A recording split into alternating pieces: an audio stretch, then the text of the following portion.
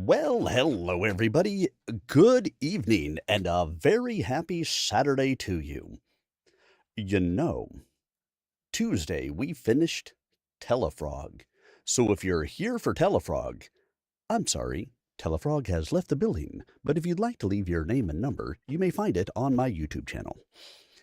Of course, the recordings of Telefrog for Book 1 are all available on the YouTube channel for your listening enjoyment at any point in time. And tonight, we start ourselves a new reading series. Well, not necessarily a new series, but how about a new book in the series? Tonight, that's right, we are starting Spear of Destiny. Finding Bucephalus. Dun dun dun.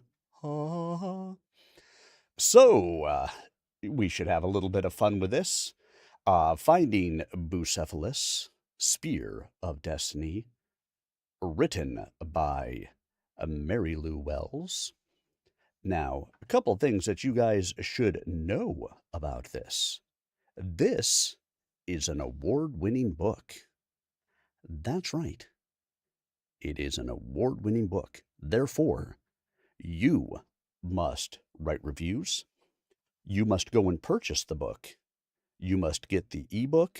You must get the physical copy of the book. You must do all of those things because it is an award-winning book.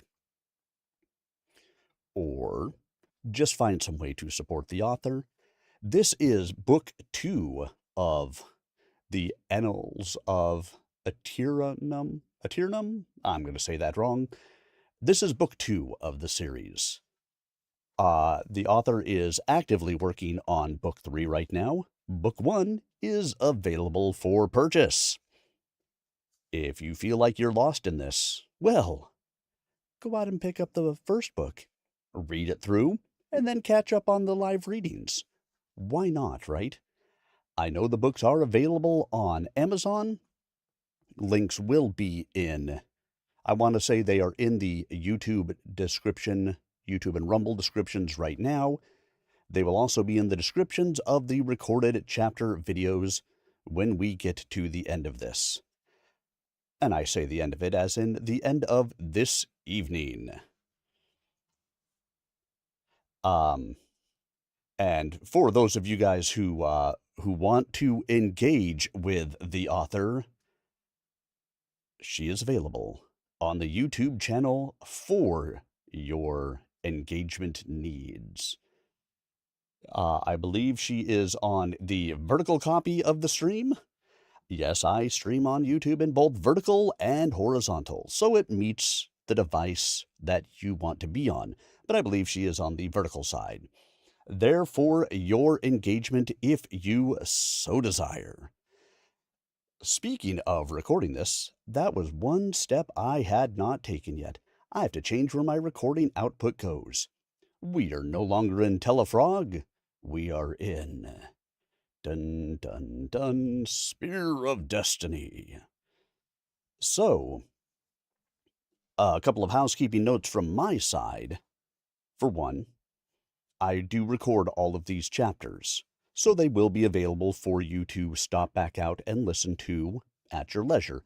I understand everybody cannot be here at the times where I am doing the live stream, so they get posted to the YouTube channel, Rumble channel, for you to go back and listen to as works best for you. It also means that if I read too quickly, you can slow it down. If I read too slowly, you can speed it up. It's one of the nice parts about the YouTube channels. But because I do record these, it means that I won't actively engage with the audience while I am in the middle of a chapter. So if you have a question, anything else, I will be happy to answer your question. I will be happy to engage with you in between chapters. We can talk as much as we want to. You can chat with each other all the way through. Again, stop out to the YouTube channel, chat with the author, ask your questions, find out why Macedonia is pronounced Macedonia and Macedonian, Macedonian, I don't know, whatever you want to ask. You are welcome to do so. And again, I will be happy to engage with you in between chapters. A second side of this, uh, she has been very kind to give me some of the pronunciations in here, like Esau, Kibachet, Bucephalus, Bucephal. But some of this is written with ancient words, ancient Egyptian or older words that I may not be as familiar with. So there is a chance that I will get some of them wrong. She was very kind to give me pronunciations. I will get some of them wrong. It's part of live reading with these. If I was doing an actual audiobook, I'd go back and fix any of my misspeaks when I'm doing them live. You can't go back and redo live. So you are welcome to provide gentle corrections in the chats. When I get in between, I will be happy to read those gentle corrections. But just be aware that there may be mistakes. Those are entirely on the part of your narrator and not on the part of the author. The author did her homework. I read it live to you in front of you. So just those housekeeping notes so that way you are aware. And now why don't we go ahead and jump in and get started?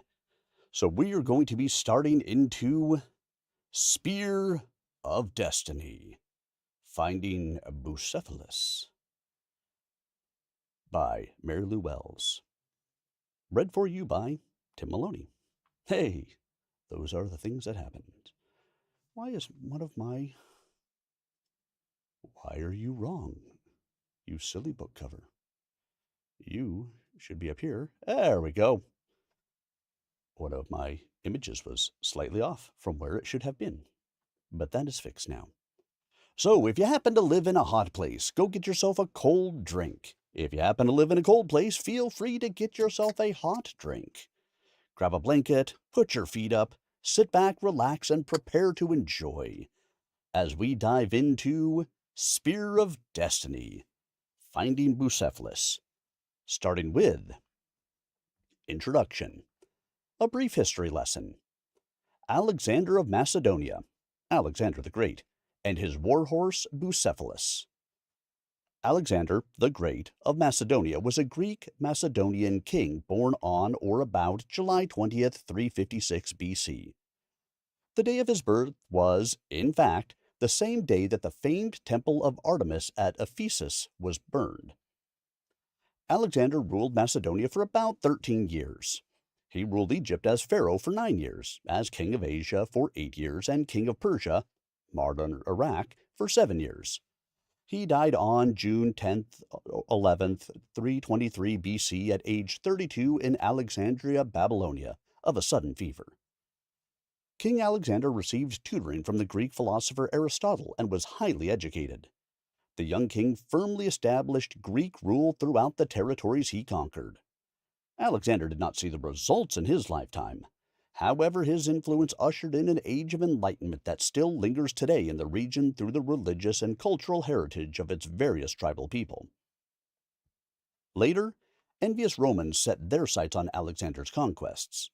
Some thought so highly of him that they affected mannerisms and dress to emulate the Macedonian king. Some sources believe that Caligula even went so far as to rob Alexander's grave to wear his breastplate. Alexander ascended the throne of Macedonia at about the age of 20 when his father, Philip, was assassinated. Alexander then cut a swath across the landscape that united civilized and tribal areas. He took Egypt and Libya to the south. Macedonian forces claimed all land surrounding the eastern Mediterranean Sea, then further east into Assyria, Babylonia, Persia, Iran, Iraq, before Alexander cut north as far as Bactria, the southern nomadic steppe country of Russia. Lastly, Alexander and his men pushed southeast into lands covering present-day Afghanistan, Pakistan, and India. His military tactics are still studied in modern warfare, because King Alexander of Macedonia is one of history's most successful military commanders and administrators. As a young man, he showed a fondness for intellectual and scientific pursuits. He studied the medical arts. In addition, he supported the performing arts and music and was known to enjoy running, hunting, and cudgel play. Early in his life, Alexander was said to have temperance of the body and moderation. He was also said to be addicted to drinking, quick to anger, and was ruthless to his enemies, though although generous in victory. Later in life, the king became more prone to excess. However, according to the historian Plutarch, Alexander never settled for the mere enjoyment of wealth and luxury, but instead preferred action and glory rather than to have an inactive life. The young king was a brilliant tactician with the ability to think on his feet and a habit of repeatedly snatching victory from the jaws of defeat. However, Alexander's success in battle was greatly attributed to his warhorse, Bucephalus. Alexander loved the horse more than any man or woman, and the big stallion was Alexander's best friend. However, as ruthless as Alexander was known to be, Bucephalus was hated by everyone. The horse was vicious and unpredictable, known not only for his ability to be Alexander's extra weapon in battle, kicking and biting enemy soldiers to death. He was also dangerous to his handlers.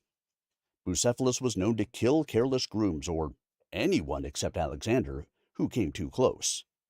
Even Alexander's warriors were terrified of him, and some called him a demon horse and man-eater. Guards were posted on Bucephalus at all times, not only to protect the horse, but to protect anyone who came near. Bucephalus was said to be very beautiful.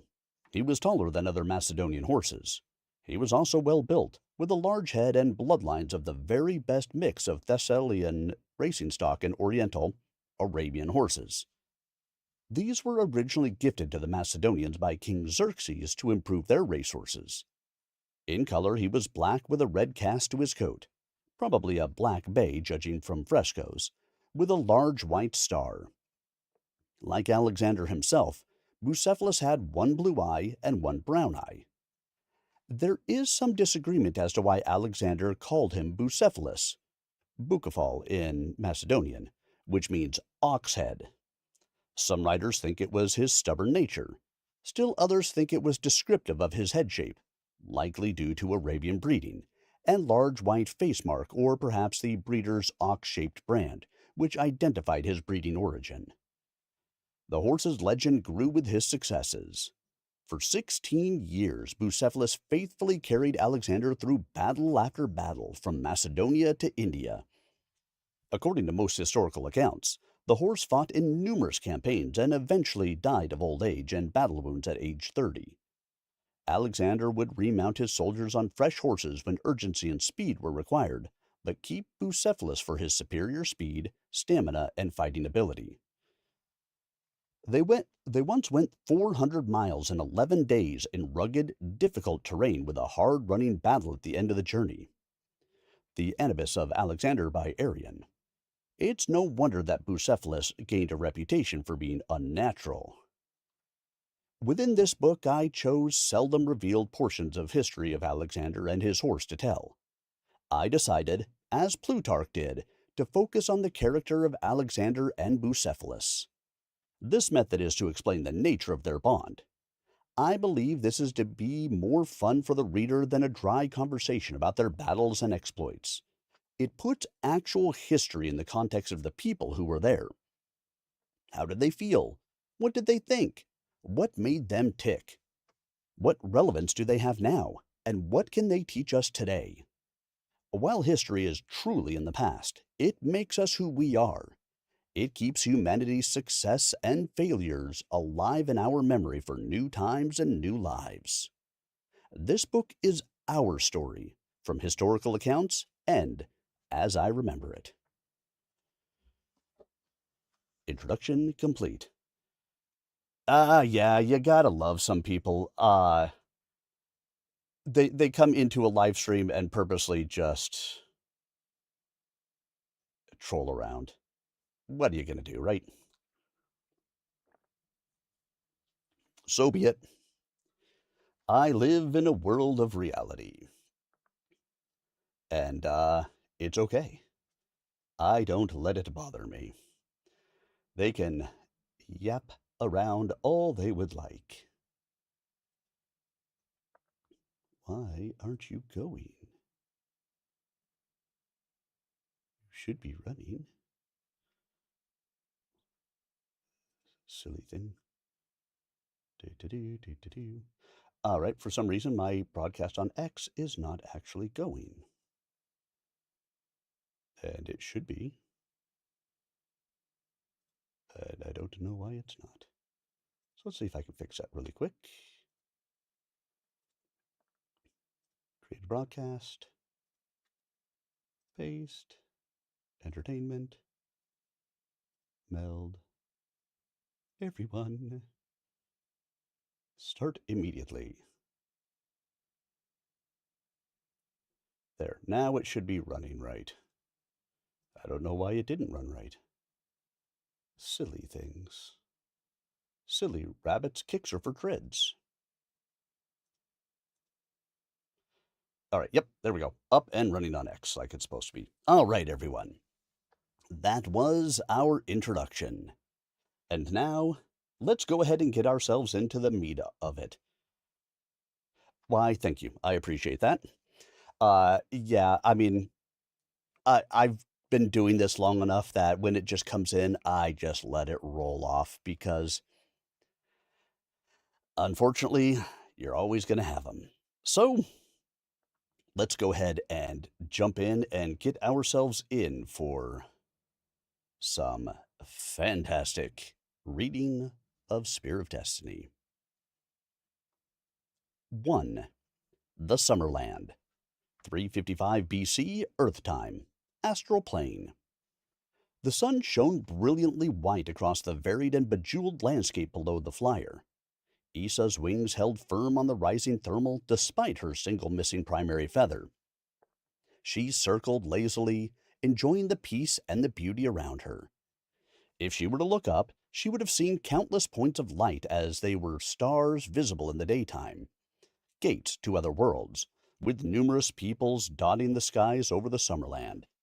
Here all touched and merged into one eternal realm. The wind shifted and carried her swiftly. Her thoughts turned from lazy contemplation to focus on her search for one single soul in the vast universe. The view changed suddenly. Issa soared over an empty, gray, barren landscape with her wings spread to the maximum for speed. A sour taste lingered in the back of her throat. The new terrain represented all that remained of a dead land, its inhabitants gone. Its watcher angel was fallen and imprisoned. She knew her quarry would not be there, since her best friend and sister in spirit liked the dead place even less than Issa. Long ago, in other lifetimes, it had been Kibachet's homeland. A pity, Issa whispered in the stillness.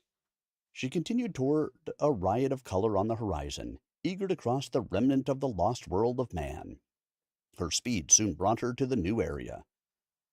The touch of each of the living realms here was much more welcoming. Relief filled Issa as she inhaled the sweet scent of the Summerland rising from the living world below.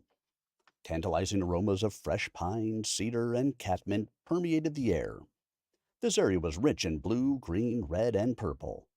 The purple color below led Issa to cross the dead space to gain height over Dionysus's lake of wine.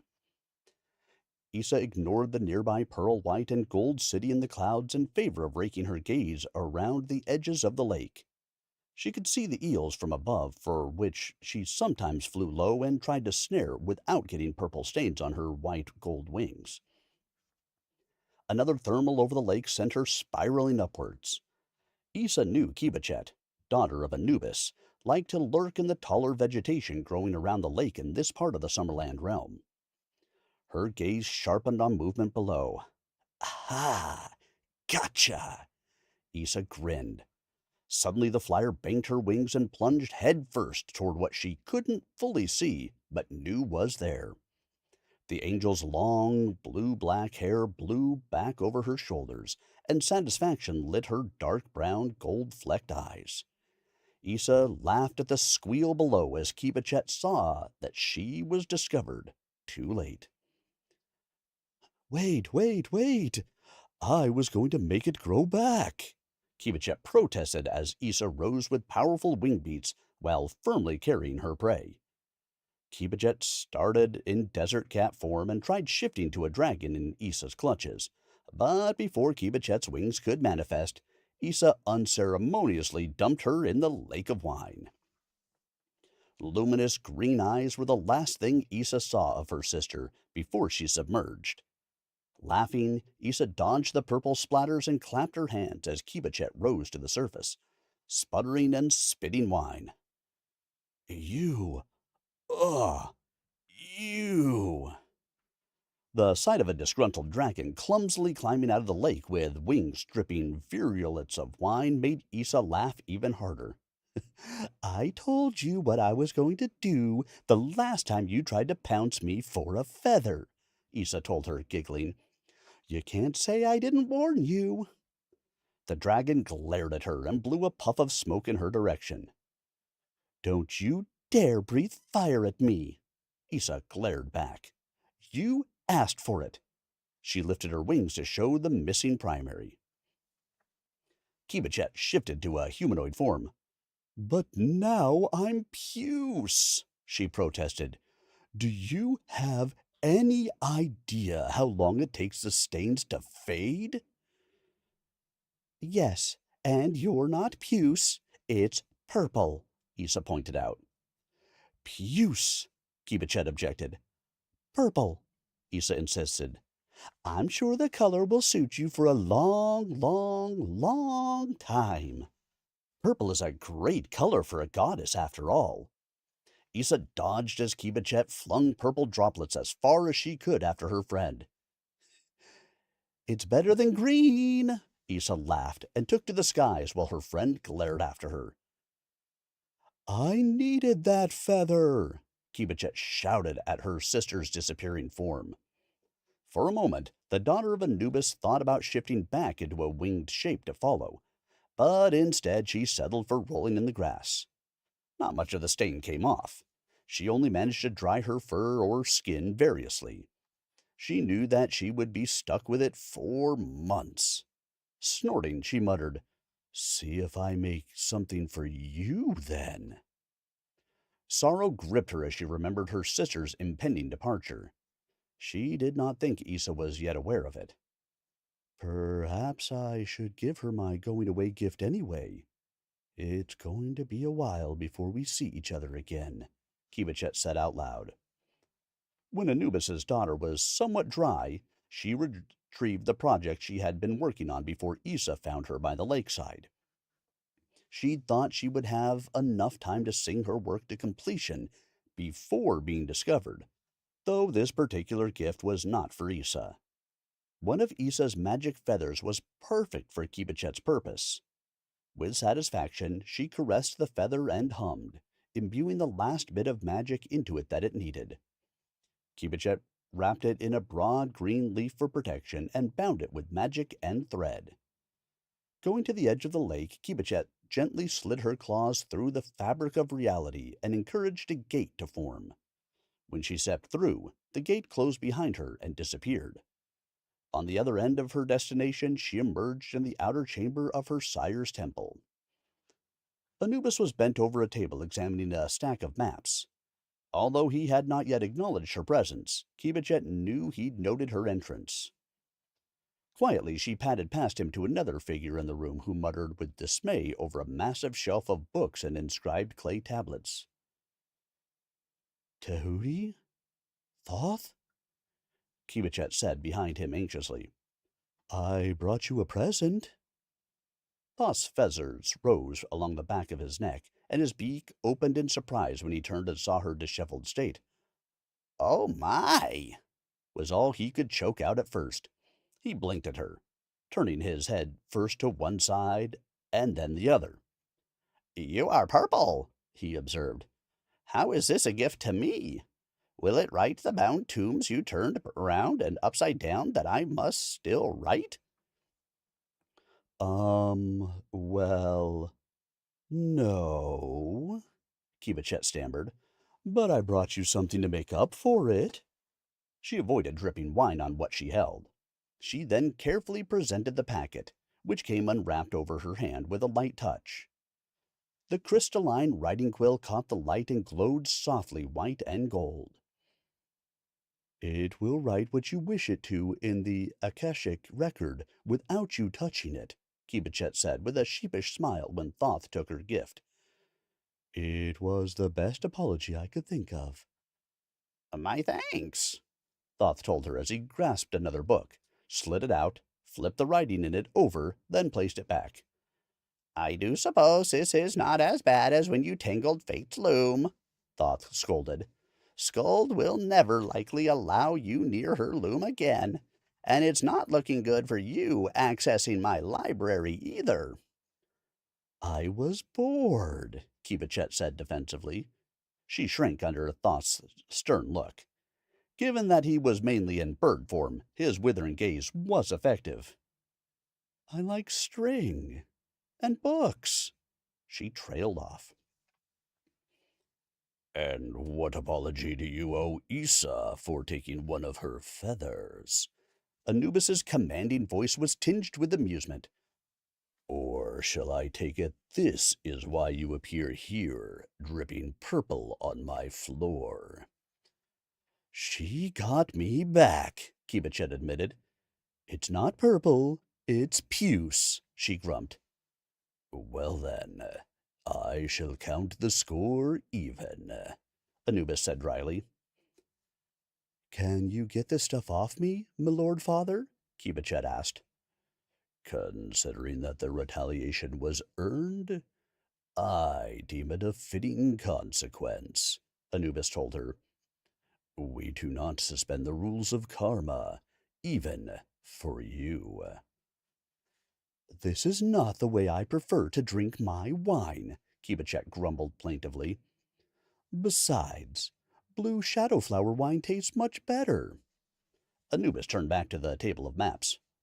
Perhaps we could get to the matter at hand if you are finished playing, my daughter, he inquired. Here, and here. Anubis tapped a clawed finger on the map in each location. Tears are occurring in the astral veil from demonic activity. After we finish here, I want you to go to these places and heal these rifts, he told her. Incursions have occurred in 2 of these places. You will need to hunt down the demoni responsible. The astral planes must stay open and safe for the mortal dreamers who cross realms. My lord father, Kibichet said formally. It has been some time since I have gone hunting. This task I shall complete for you. Make it done, Anubis replied. But first, we have another matter to attend to. Bring me the Lethe, if you would. Kibichet heaved a sigh. Is it time then, isn't it? Yes, Anubis said simply. He turned around, walked 2 steps, and looked up with his head tilted as if he were listening and looking for something. He reached his hand out and gently touched something invisible in midair. Come, my princess, my priestess. I am going to miss her, Kibichet told him sadly. I will watch over her, even though I cannot make things any more pleasant for her. Athena and Zeus have also, before the upper court of the Lord God, our Elohim, agreed to watch over them while they are on the business of Greece and Macedonia, Anubis assured his daughter. As seer, you are strong in your gifts, but do not reveal her path. She must live her life as she wills. The world needs her strength for what is ahead, and Ha-Set will need her by his side. She is a warrior who will give her last breath for him. They will both do their duty. At least they can be together, Kibichet whispered. Her eyes were downcast. Though this does not fulfill my promise to Ha-Set, Kivachet looked up into Anubis's gold eyes. All I have told Issa is that she will live her next incarnation as a horse. I have said nothing more. She will fly with wings on her feet and have a new name. Well enough, Anubis nodded. Kivachet left to retrieve the cup of forgetting water for the Lord of the Dead. 3:35 Earth Time, Temple of Anubis in the Summerland. When the summons came, Issa was interrupted as she collected crystalline water droplets in a lazy flyby past the city in the clouds. The beautiful music of a winged harper had captured her attention briefly, but at the summons, she launched herself upwards, saluting with her wings in thanks. The other angel waved, smiling in response.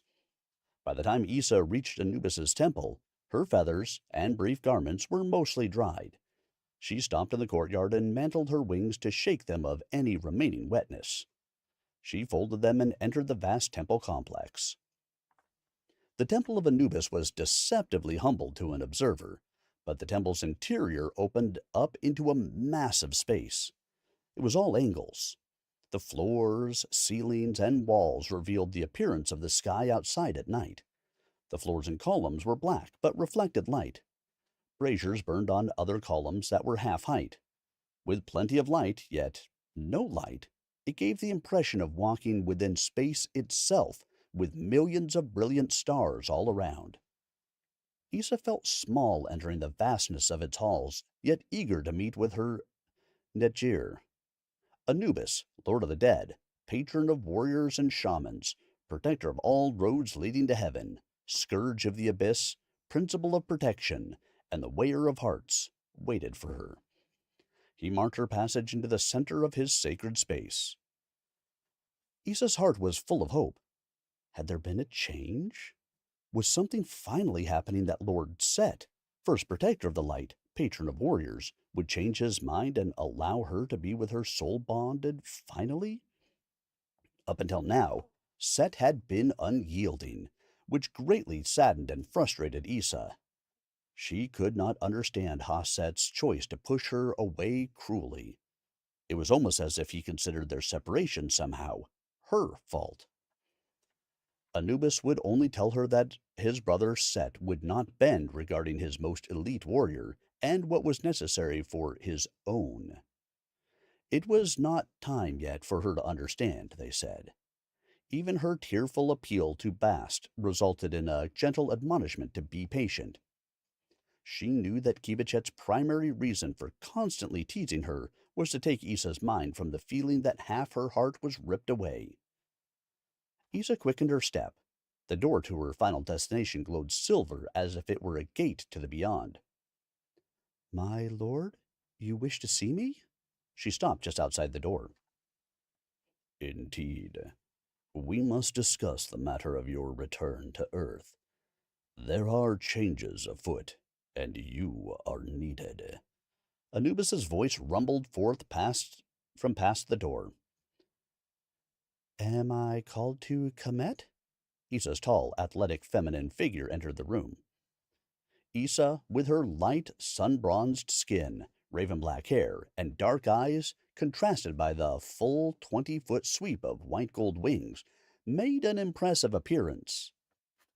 Light shone brightly about her. She stopped in respect before she reached the dais. What about Haset? I still have not been allowed to see him. No, it will not be directly with Kemet. That will not change, for now at least. Anubis turned to her and answered both questions. My brother Set will not bend on this at this time. As Archon, Set protects the warriors who fight under his command, just as I do mine. Set has his concerns that had nothing to do with you. Issa dropped to her knees on the floor and allowed her wings to droop. Her head bowed in disappointment. It's not fair, she whispered with tears in her eyes. I never asked for this. Anubis approached her. He gently reached a clawed hand out to tilt her chin up so that he could look directly into her dark, gold-flecked eyes, encouraging her also to her feet. No, it is not your fault. No, you did not ask for this. After your untimely death, Egypt was brought to its knees and is now only the shadow of a once great empire.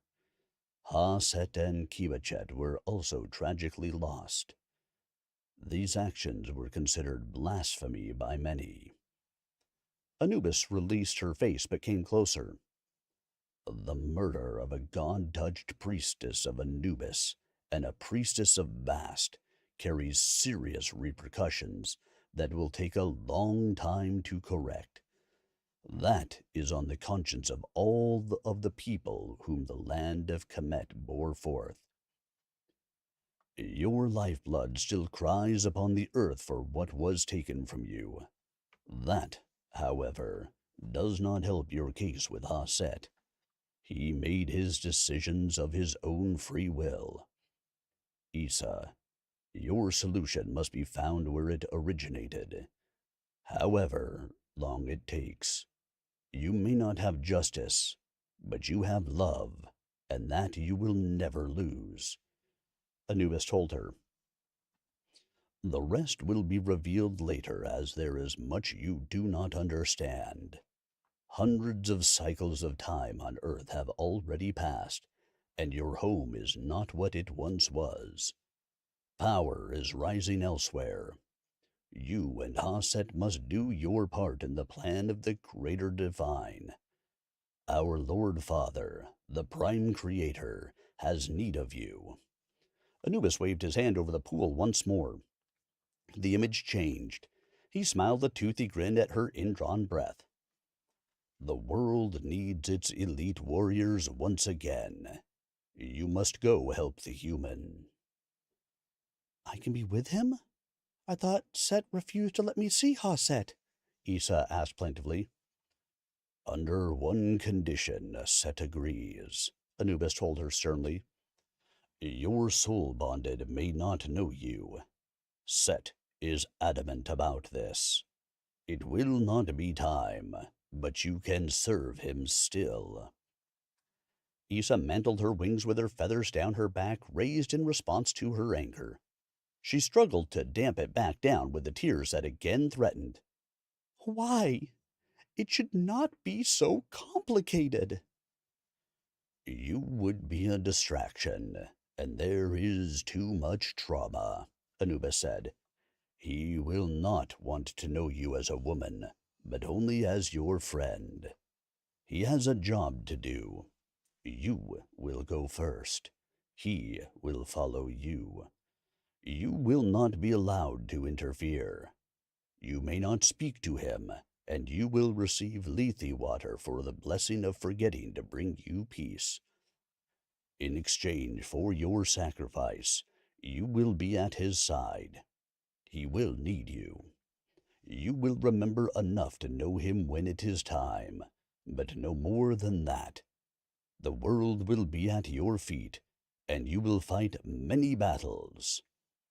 Issa sighed. Where will I be going if I accept? Macedonia. Anubis waved his taloned hand over the surface of his gazing pool. He showed her the images of a great city-state. Greece, Egypt, Persia, India, he said. You will liberate Kemet, which has become Egypt, but you will not stay. Ka'ali told me this was a possibility. Issa bowed her head. She says I will be a horse. My daughter Kibachet speaks truly, as always, Anubis acknowledged. Anubis, for him and me, I accept. I will guard his life unto death, even if neither of us is whole. Issa folded her wings tightly into herself, and her countenance blurred to brilliant light as she took the stone goblet of Lethe water from Anubis and swallowed cautiously. The water's sweetness also carried a mineral tang. It tingled on her tongue. The pathway is open to you. You may pass safely into the world, Anubis told her. He reached his hand out and drew the astral veil aside as if parting a curtain in the fabric of reality. Moisture carried by a cool breeze brushed Issa's cheek. Suddenly they stood on a dark path, and Issa looked down on a dimly lit landscape. Rain lightly pattered down on a herd of peacefully grazing horses. She could smell the wet grass and hear the subdued whispering of tree leaves in the wind. Mares moved about in the early stillness of the first light of morning, and a stallion bugled somewhere nearby. Issa opened her senses and followed her feelings to a black mare. The horse stood boldly with her neck arched and her tail up. Like a queen, she nickered eagerly to her herdmates. This mare was taller than the others and stood slightly apart from them. She was beautiful, sleek, with a look of speed and good breeding. On her hip, the faint outline of an ox head-shaped brand showed. A heavily muscled red stallion covered the mare, and the bright spark of Issa's spirit joined with the life force growing inside the horse as she mated her king of stallions. Issa's prior identity and most of her memories were left behind. There you guys go. What do you think so far, everyone?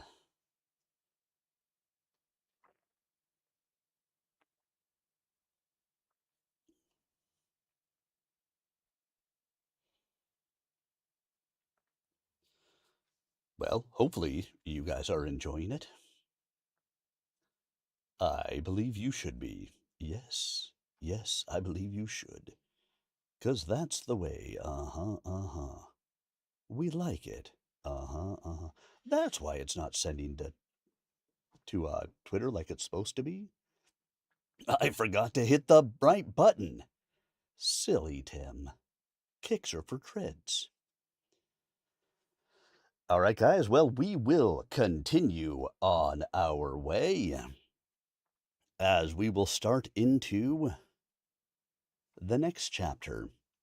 Remember, the author is out there on YouTube. If you have questions, comments, concerns, if you want to say, hey, how badly Tim messed up on everything that he said so far, it was all entirely gibberish, and you were pretty sure he was speaking Australian, even though I'm not Australian, and it's not what I was speaking. You are welcome to do it. Just Leith, no E on the end. Very good. It's Leith, not Lethy. Fantastic. Which, watch, I won't encounter it again in the book, right?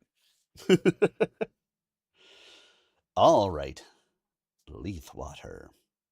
Here we go, guys, with 2. The Theft of Bucephalus. 330 BC. Central Hyrcania, modern-day northern Iran. Prelude. Catching up with Alexander.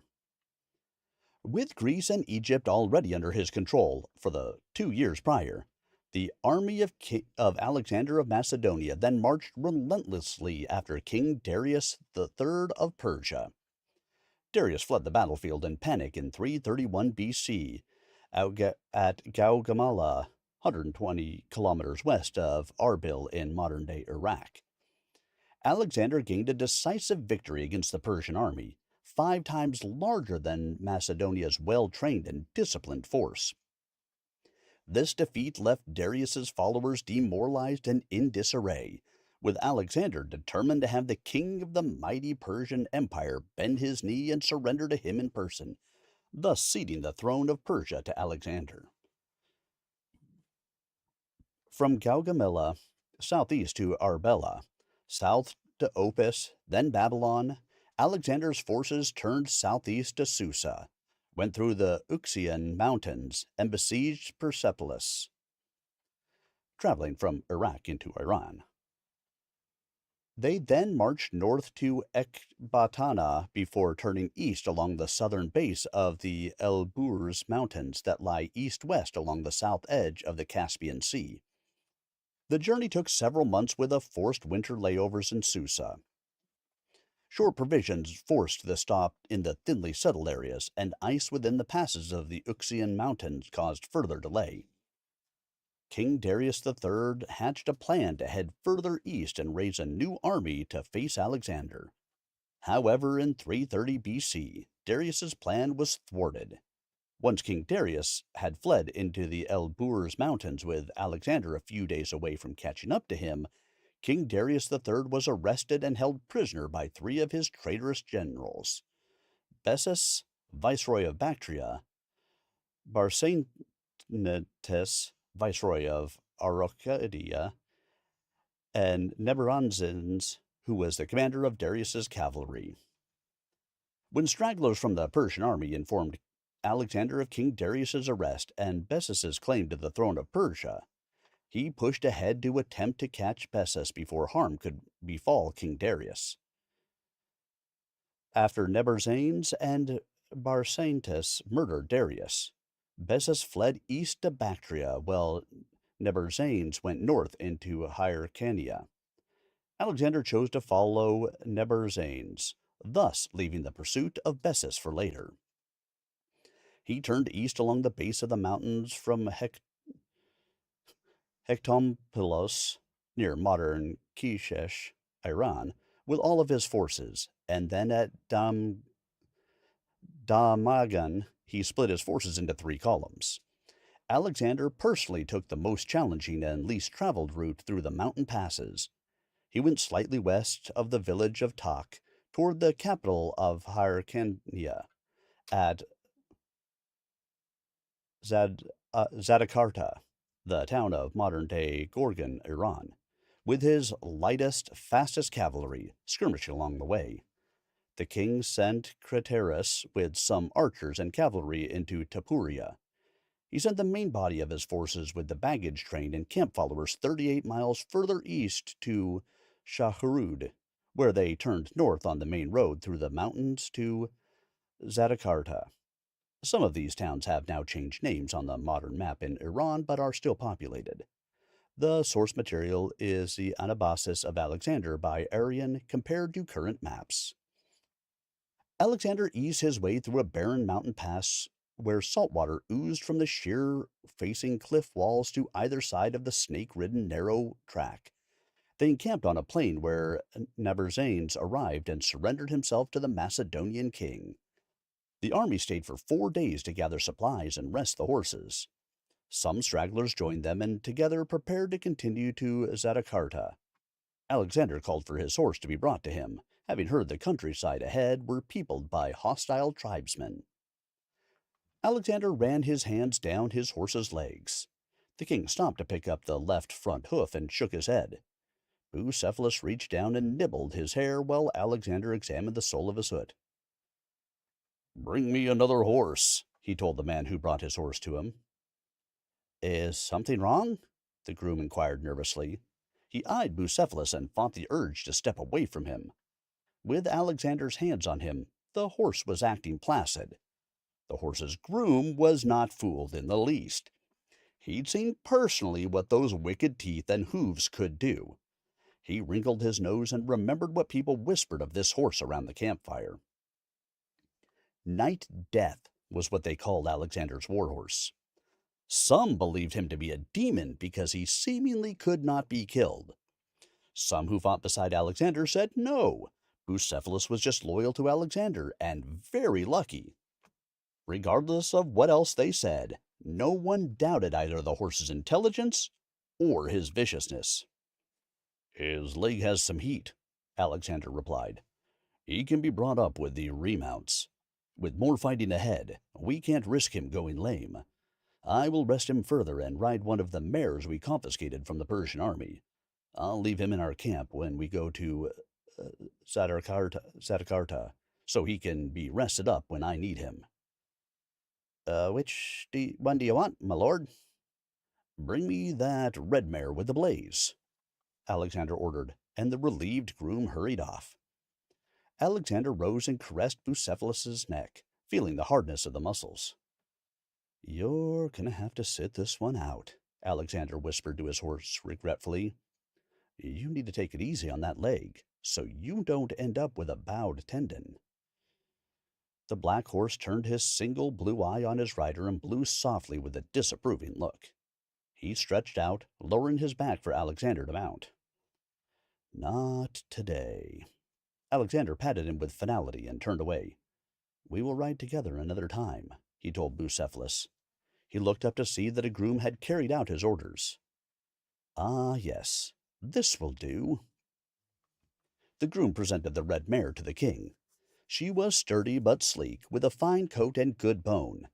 Alexander had his back turned to his stallion and did not see what the men standing in front of him saw when the king picked up his lightweight saddle pad and placed it on the mare's back.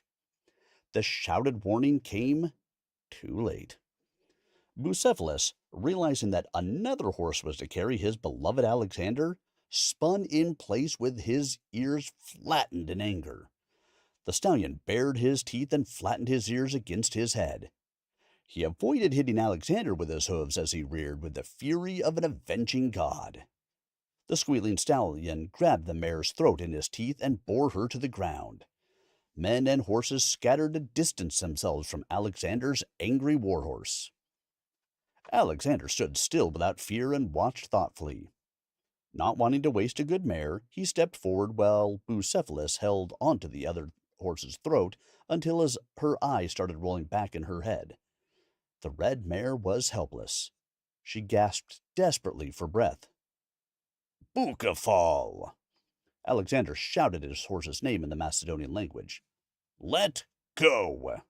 He commanded in a tone that had often made men jump and stand at attention in fright. Bucephalus merely cocked an ear and grudgingly released the mare, who lay still on the ground, panting for several moments. The whites of her eyes still showed fear as she was slowly encouraged to her feet by an impatient Alexander. He didn't stop to contemplate any further. He waved the red mare away, picked up the pad, and placed it on the stallion's sleek back. I should kick your ass for that, he muttered in an exasperated tone to his horse. You're too damned stubborn and ox-headed for your own good. I'd like to get you home in one piece, not run you to ground. Alexander grabbed his horse's head and planted a kiss on his nose. But if you insist on being an idiot, we got places to go. If your leg is hurt, you will just have to suck it up. We can't stop again until we're out of these mountains, and we may have to fight our way clear to Zadrikarta. Check your gear! Alexander raised his voice and commanded his men. Let's go! Move it, men! We can rest again when we get to the city! He placed the bridle with his royal trappings on his horse himself, carefully checking that everything was secure and nothing pinched. Bucephalus stood calmly, rock steady. Alexander could have sworn his horse wore a smug expression. Jealous, he muttered to Bucephalus, shook his head, and patted his horse on the neck. Fully tacked up, the stallion lowered himself in a stretch so that Alexander could easily vault onto his back. Alexander led the way from the encampment at a cautious but steady pace. He occasionally stopped for directions and pressed on through the night on a narrow, treacherous, and little-used trail. Past the plain where they camped, the terrain altered quickly. Where the companions traveled, the area transformed from the golden-brown desert with light vegetation to rocky ridges. Soon the countryside changed yet again. The mountains and their surroundings became increasingly lush and beautiful the further they pressed onward toward the north side of the hilly country. The trees were of a variety that dripped a sweet honey sap. Crystal clear, pure water became abundant, and there was plenty of grazing for the horses through the steep hillsides. The cavalry gathered food supplies from villagers and foraged. Mountain caves with waterfalls and underground rivers dotted the hills. Alexander stopped to water the horses, where a local villager showed him one of these caves. At the entrance was a huge, breast-shaped gray boulder. It's true, great king, his guide told Alexander. You can throw something in, and the river is so deep and swift, it will come out the other side where it comes out of the earth. Alexander looked at the man incredulously. Is there a way for us to get in and out safely? You can climb down and climb back out of the cave, and it's big inside, but you can't walk to the other side underground. There's a track above ground. You can only reach the other end of the cave where the river comes back to the surface." Alexander's eyes lit up at the thought of an adventure. "Show me." He looked around at the companion standing close by. "Who wants to go down with me and explore this thing?" "I'll come with you." Alexander's historian, Callisthenes, spoke up and dismounted.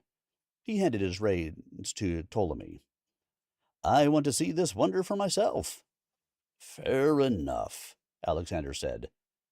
"Hephaestion, have that red mare sent forward. I want to see how she fares. And that gelding with the broken wind Nebarzanes brought. He's not going to make it much further anyway, and will have to be put down. Wait here until I return." "It's fairly treacherous," the guide told him. They stood at the mouth of the cave. "It's dark down there. You'll need a torch." "I will fetch a couple of torches from the baggage," Callisthenes offered. Alexander nodded in reply and leaned over, trying to peer through the gloom of the underground cavern. His curiosity was piqued. "How far does this go?" Alexander asked a local villager. Water splashed onto stone beneath them. The falls were loud enough that it made hearing difficult, and their voices echoed in the cavern. "Not far downriver," the guide said, trying to shout over the noise. "But it is wondrous big, and there are holes that lead to more openings. When the water is down, you can go further than right now." The lit torches Callisthenes brought shone off their white linen armor in the dark when they entered. The historian followed Alexander, who led the way, holding his torch high to see better the walls and ceiling, which glinted with sparkling stones and water. The walls were in some places covered in fine vegetation. The powerful waterfall was ahead and to Alexander's left. A smaller stream also flowed deeper into the cave to his right hand. It fell into a swift-moving pool that disappeared into the darkness. The cavern was wide and deep, as his guide said. Alexander went as far as he could without getting into the river itself and peered past the torchlight where the water disappeared further underground. After exploring the cavern, Alexander went to the red mare when they reemerged. The king examined the wound his stallion had left on her neck. "Waste of a good horse. It's too bad," Alexander said aloud. He shook his head and pursed his lips, thinking.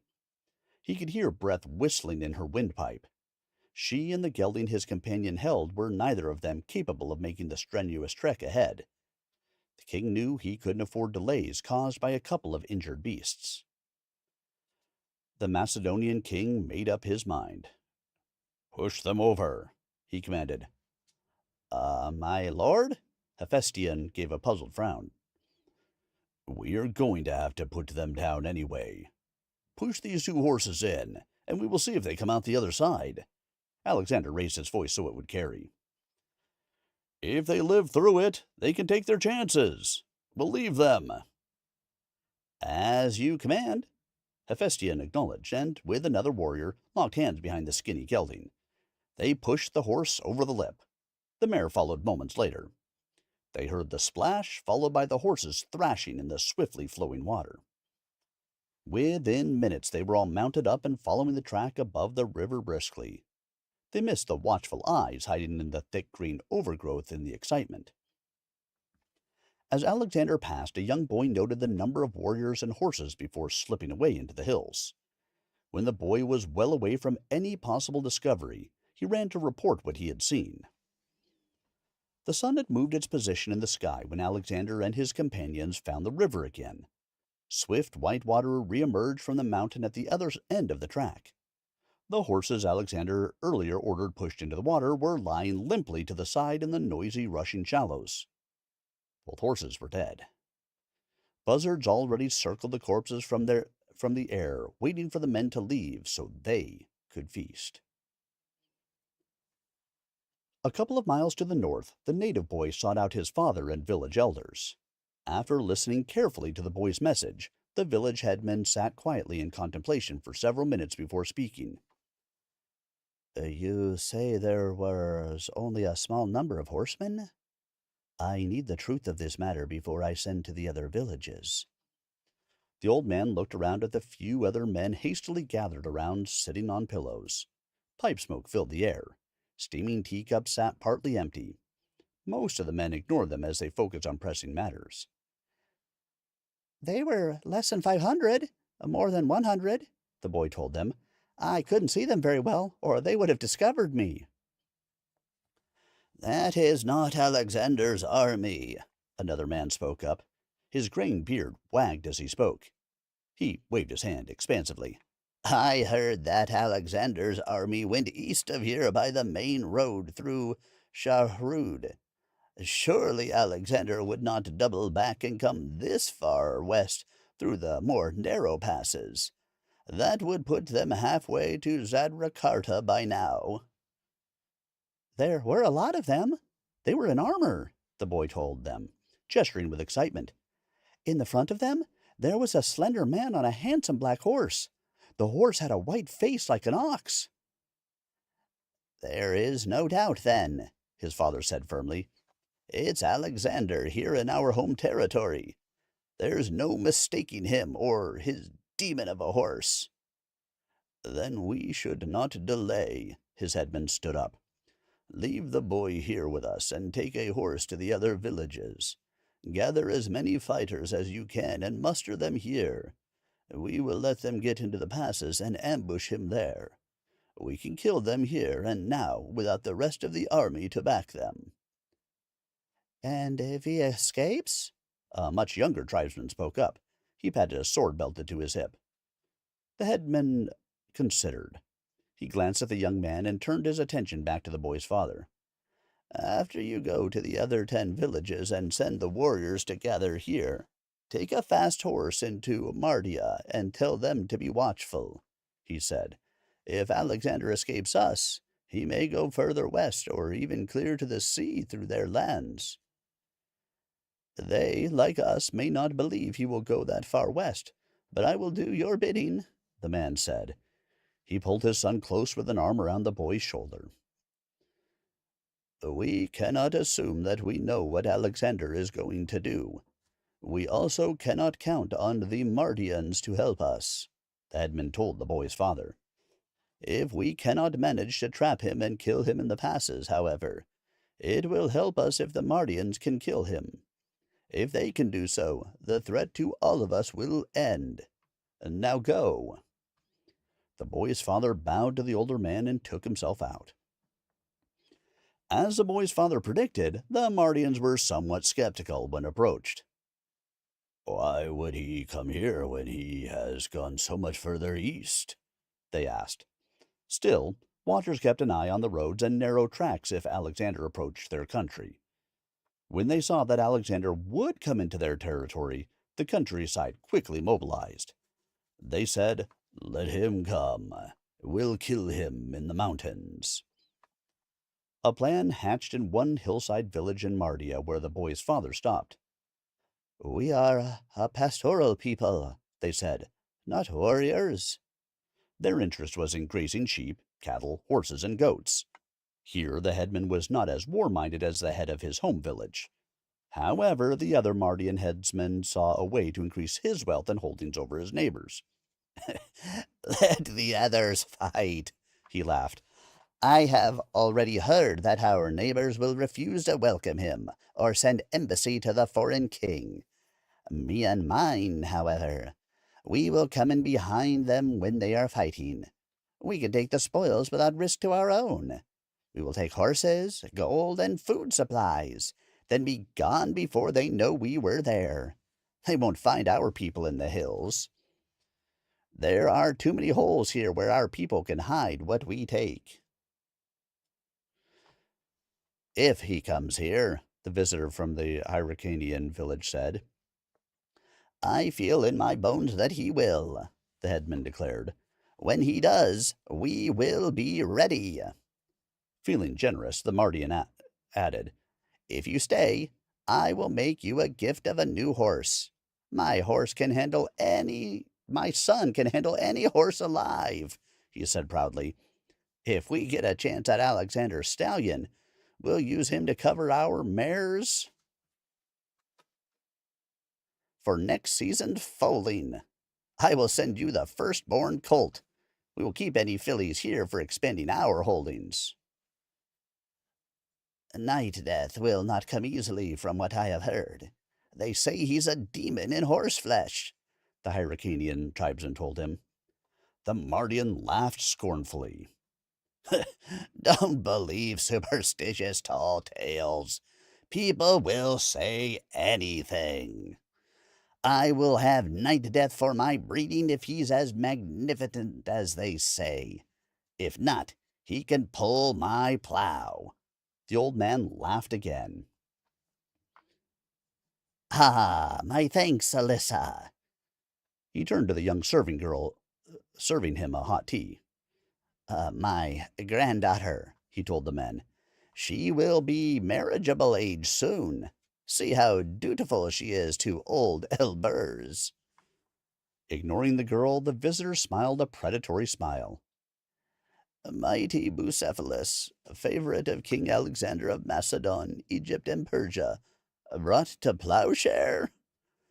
The Hyrcanian laughed. How sweet that will be. The men in the whole room laughed with him. I will gladly help you catch him, Elbers. Alyssa caught her breath. Terror suddenly sat like a great lump in the young girl's chest. Not at the threat of marriage, but the other direction the conversation had taken. She, too, had heard the stories of Alexander. She thought of the shepherd puppy her father had granted for her birthday. If her dog disappeared, she would go to the ends of the earth to find him. What if Alexander loved his horse that much? She prayed that her grandfather's ideas would not bear fruit in reality. Like her father, Alyssa had the gift of sight. In her mind's eye, the whole landscape burned with Alexander's wrath. Alyssa hid her distress and left the room carrying empty dishes. Surely there was something she could do. Alexander turned north through the passes again. The king intended to go on through without stopping to meet up with Craterus and Parmenion, then join the whole army together at Zadricarda. There he planned to rest, gather provisions, and do more exploration from the capital city. His men strung out behind him out of necessity on the narrow hilly track. The sun was low in the sky late afternoon, so that it cast a golden light over the landscape when Bucephalus abruptly stopped. The stallion planted his feet in the dusty road. He refused to lead the column any further through the pass. Alexander tapped his horse with his toe, but instead of walking forward, Bucephalus backed 3 steps with his ears pricked to nearly touching and began to sidestep. The stallion stopped again, looking up at the hills to either side of them. He blew hard through his nostrils. The sound echoed against the steep bluffs. Alexander held his hand up to call a halt. Ptolemy and Hephaestion rode up beside him as Alexander tried to see what he knew his horse was hearing and smelling. More trouble? Callisthenes asked from directly behind him. Alexander sat easy on his horse, watching the hillsides. Bucephalus says there's an ambush ahead. Skirmishers, most likely, and probably archers, judging from what I see of the terrain. If we enter the last leg of the pass as we are, we'll be cut to pieces from among the rocks. Alexander sat quietly astride his horse for a moment as he thought. A little way back there was another path up into the hills. Bring somebody to me that knows this area. Find out if we can go around, Alexander ordered. Yes, sir, Callisthenes immediately replied. Alexander didn't have long to wait. One of the stragglers from Darius's army had grown up in the region. He had clan kin nearby. The king questioned the man carefully. The native was well mounted on a small but racy gray speed horse of the type common in the area. Its bridle tassels lay gently against the curved angle of the mare's elegant face. How many men? Alexander questioned. About 8,000 men are in these villages and scattered in the hills. Hyrcanian and Mardian are, as we are right on the edge of their territories, but mostly Mardian. So, this track we saw up through the mountains will take us around? Alexander asked. His mismatched eyes were intense. It will, the native said. His voice shook slightly as he answered. The man felt as if the piercing gaze was reading his very soul. It's a sheep and goat track, very narrow and treacherous on the steep hills for horses. The only way to get through is in single file. But it can be done. Is it shorter? Alexander wanted to know. It comes out behind the pass ahead of us, the man answered. It cuts off one of the loops where we can backtrack, so it is a lot faster. How much faster? The king demanded. It cuts a 3-day walk to 2 days, the native tribesman said. We'll do it in half a day, Alexander declared. Let's go. Show us.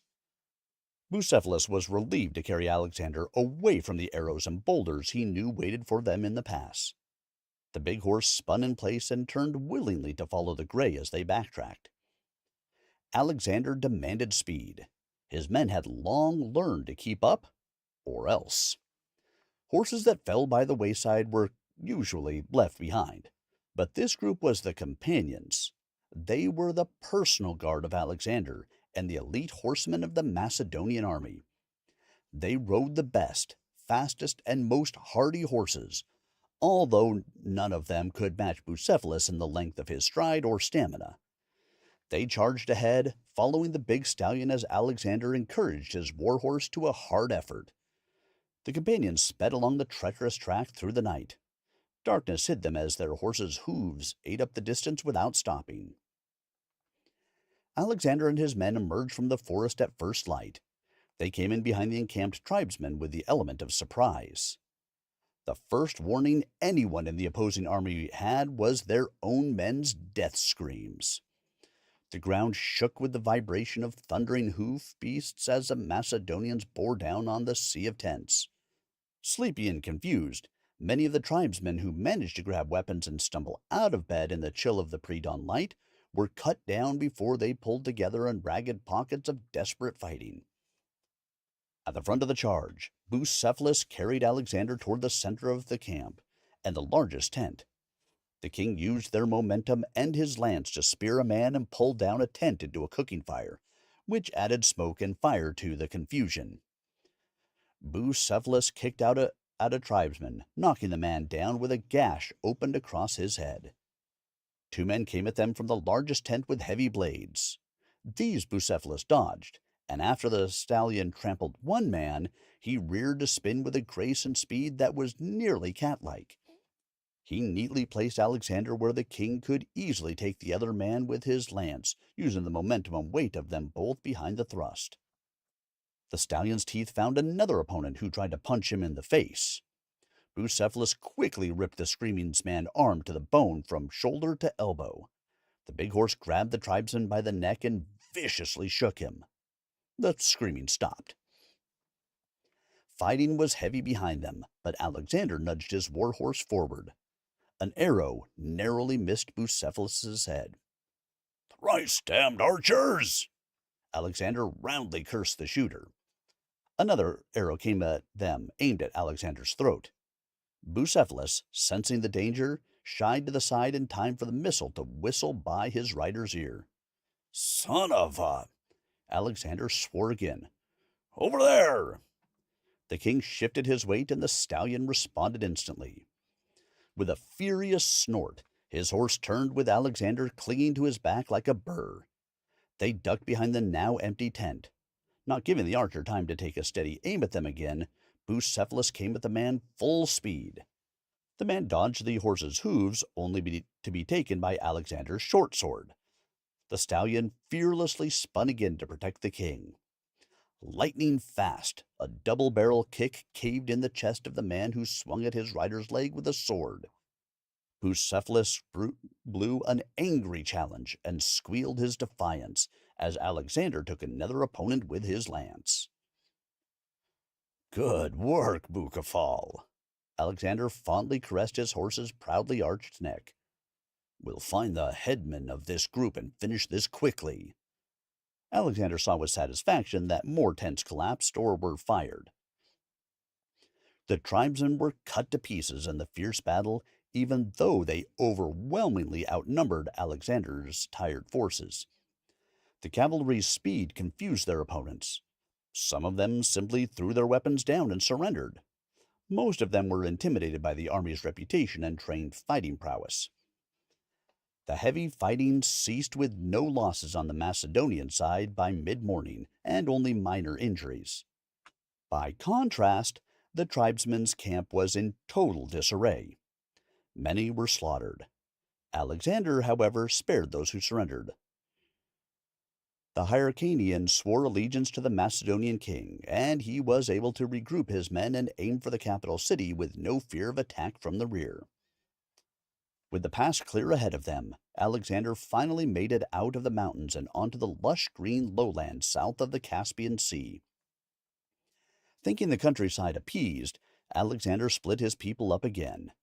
He arranged a camp for his men and horses and left Bucephalus under guard to rest with the other companion horses as he went on to Zadracarta. At the capital city, he met with Nebarzanes and other locals. Zadracarta opened its gates and welcomed Alexander without a fight.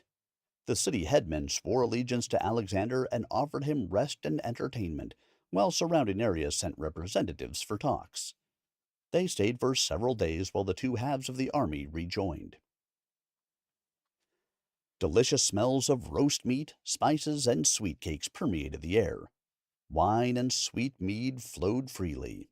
Men perched on benches around long tables piled high with serving plates. The king was halfway through his drink and flirting with a couple of emissaries from the Amazons. While he spoke with them, Nebarzanes listened from further down the table. Alexander grinned crookedly at the statuesque brunette in front of him. She was athletically built and tall. She was only interested in negotiating for her queen, however. "We are planning to return in the morning," she said. "Following the next moon, my queen will come to speak on her own behalf." Alexander listened closely to the woman's proposal. "I will consider her suggestion when I meet her personally," he replied. The Amazon woman stifled the urge to spit. "My queen is traveling a long way here to meet with you. She needs an answer," she said stiffly and raised her drink. "She believes a girl child of this union would be an ideal addition to her house. If it is a son, he will be sent to you to be your heir." "What makes her think I need a child?" Alexander raised an eyebrow, suddenly serious. He looked around at the men sitting nearby. Some of them were grinning and eyeing the king's guest. One of them leaned forward to whisper in the king's ears. "If she's as beautiful as this one, perhaps you should go ahead with this negotiation." The man laughed drunkenly. The Amazon glared at the soldier's rudeness. "This is a great gift my queen offers," she told the king, "and it would do well that she is not insulted or pushed aside. Our custom is to take mates outside the tribe. Therefore, this child would be a successor to rule in our country or yours. To do her insult would be an act of war."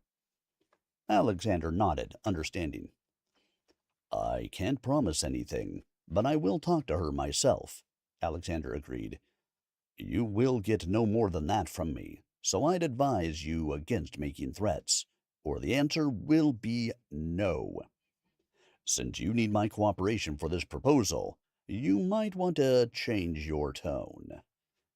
He started on the contents of his plate when he was interrupted by a loud noise. A couple of messengers hurried through the double doors of the dining hall, where they knew the king ate with his companions. The first messenger handed Alexander a stack of parchment, which the king looked through with a glance before he handed most of them back. "Tell the guard I will speak with the prisoners directly," he said with distaste. He paused to look at his generals and spoke to them directly. "Although they may offer to join us, they are traitors to their own, so I can't trust them either. If their loyalty is this cheap, they'll sell it to anyone." He took a quill and ink from the messenger and made some notes on a blank parchment. "Here, take this back with you," the king told the messenger. "I need you to bring me the current supply lists. I want all the men and horses prepared for a hard march when we leave. We'll hunt Bessus to ground. I'll deal with his treason myself. I don't need any delays," he said shortly. He looked at the second messenger. "What do you have for me?" Alexander went very still as what the second messenger told him sunk in. Unsure that the king understood, the man repeated his message. "Sir? Alexander? There's been trouble. I was instructed to say that your horse is missing. He's gone." "What do you mean, gone?" Alexander asked in a carefully controlled, even tone. The messenger, unfamiliar with Alexander's quick temper, mistook his dead tone for calm and briefly felt some measure of relief. I mean, someone attacked the camp. They sent me to tell you that the companions' horses were taken in the raid, Bucephalus with them. They also made off with a good portion of the treasury." The man winced as he relayed the message about the missing gold. The king's response confused him. Alexander looked around the room that had gone very silent. He saw many shocked faces. His men had overheard. The messenger had the full attention of everyone present. Who did this? And how long ago?" Alexander's voice was becoming tight with the effort of restraining his growing anger. His face remained an unreadable mask. We believe it was Mardians. It was just hours ago." Alexander rose from his chair with his cup in hand. His freshly cooked steak still steamed on his plate with only one bite out of it. The king ignored it. He remained silent a moment longer, looking intently around the room. The unfortunate messenger could not dodge the cup of wine that the king hurled at him. All of the guests, including the Amazons at the high table, fell back when the king moved. Alexander kicked the front edge of the heavy wooden table hard. It tipped over where the king shoved it with all of the food on top of it sent flying. Men close to Alexander in the heat of his terrible wrath scrambled unsuccessfully to get out of the way. "Well, why are you still here?" Alexander's cold fury exploded. "Get out! Find him! Now!" he screamed at them. His mismatched blue and brown eyes blazed nearly black with fury, and his face contorted in rage. He worked his hands with the desire to strangle the person or persons responsible. The king finally settled for balling his hands into fists. Everyone forgot dinner. Men and women scattered toward the exit as the soldiers ran to arm themselves. Hapless servers were knocked into, and drinks were spilled all over the dining room in the men's haste to comply with the king's orders. The messenger cringed as he stood at stiff attention. He had expected the Macedonian army would be upset at the losses, but he wasn't sure what was happening. Horses and loot that the invasion force carried were replaceable, the messenger thought to himself. However, he didn't dare say a word, and Alexander's following words cleared up any confusion he had regarding the direction of the Macedonians' actual concerns. Alexander finally steeled his anger and gave the messenger his orders. "You go tell the Mardians that if Bucephalus is not returned immediately, safe and whole, that I will fell every tree. I will kill every last man, woman, and child. I will destroy every village.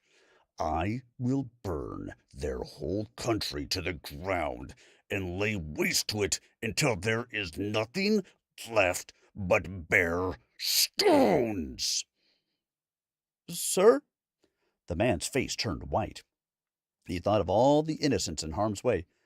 "I'm sure it was only a handful of people responsible. Won't you give us time to find them and bring them to justice?" "Justice? I will have justice," Alexander spat in response. I will also have my horse.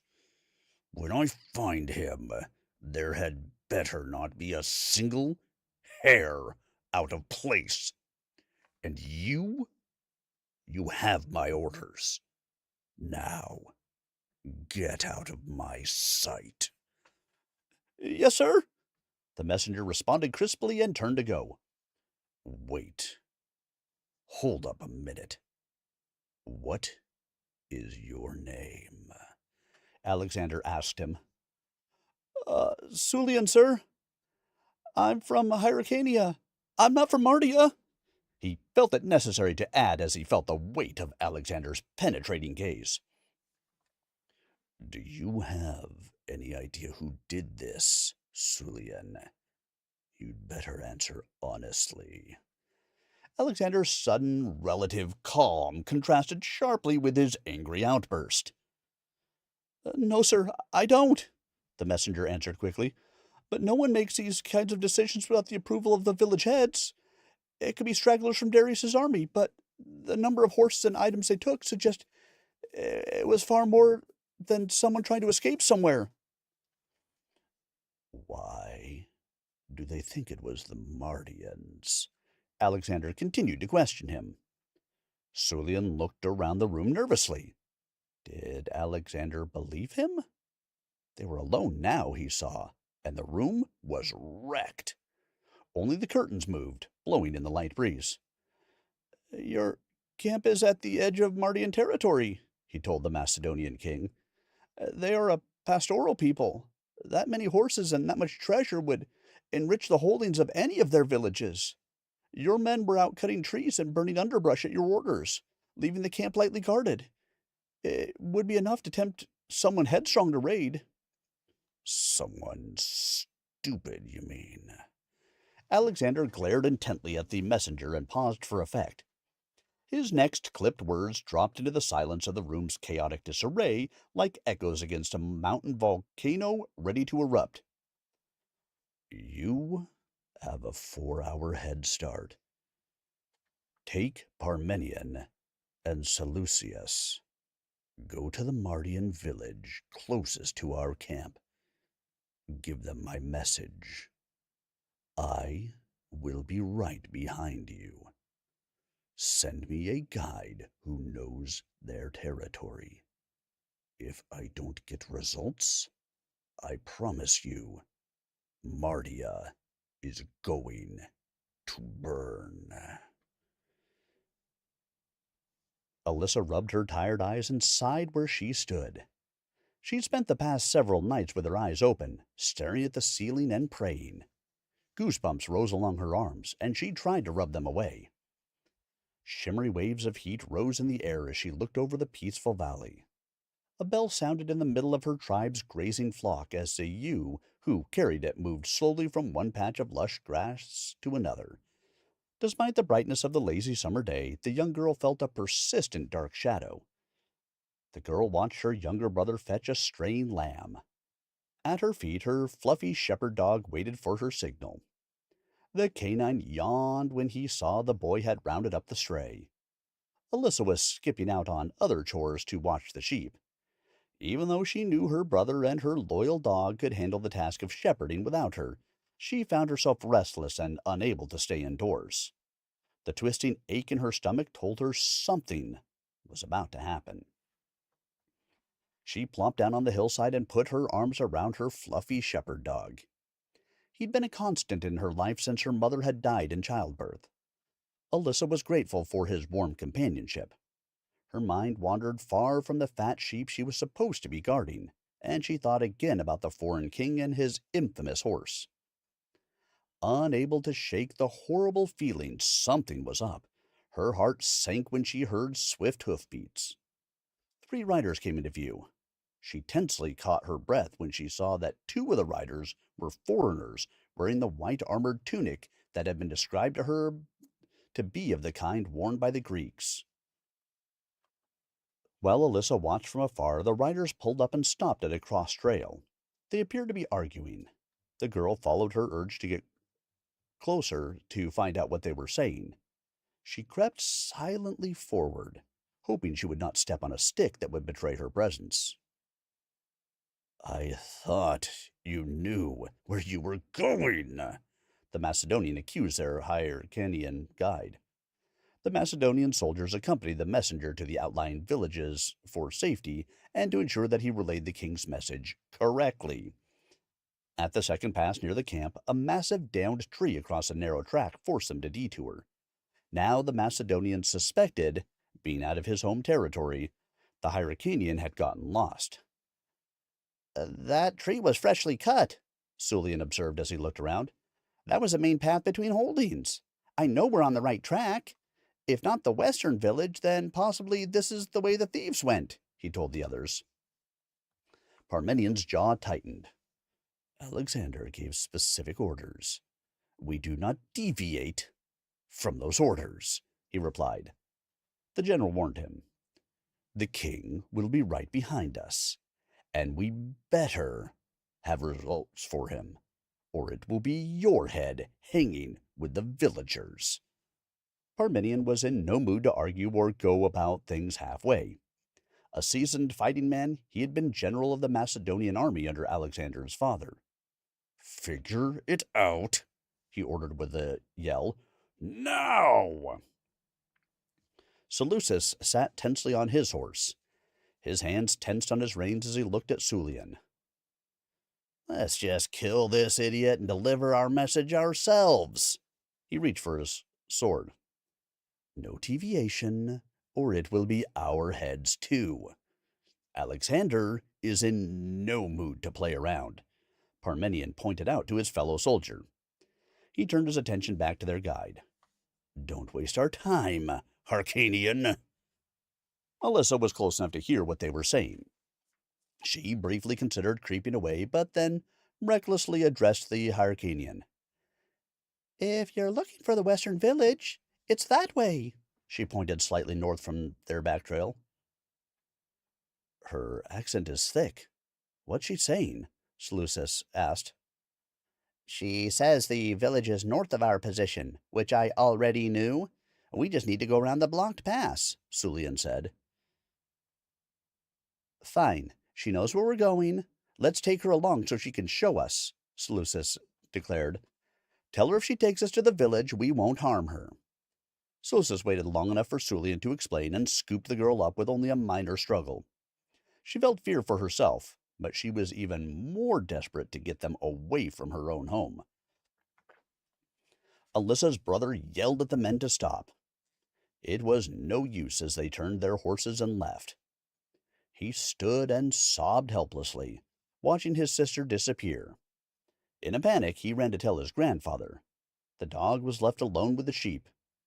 Without the kids to guide him, the shepherd dog rounded up the sheep and drove them home. Alyssa guided the men to their destination. In an out-of-the-way corner, the girl settled herself to listen to what was going on. An exit was close to her vantage point where she could slip out at any time. The conversation quickly turned to the Macedonian king. He said what? The first village headman exclaimed.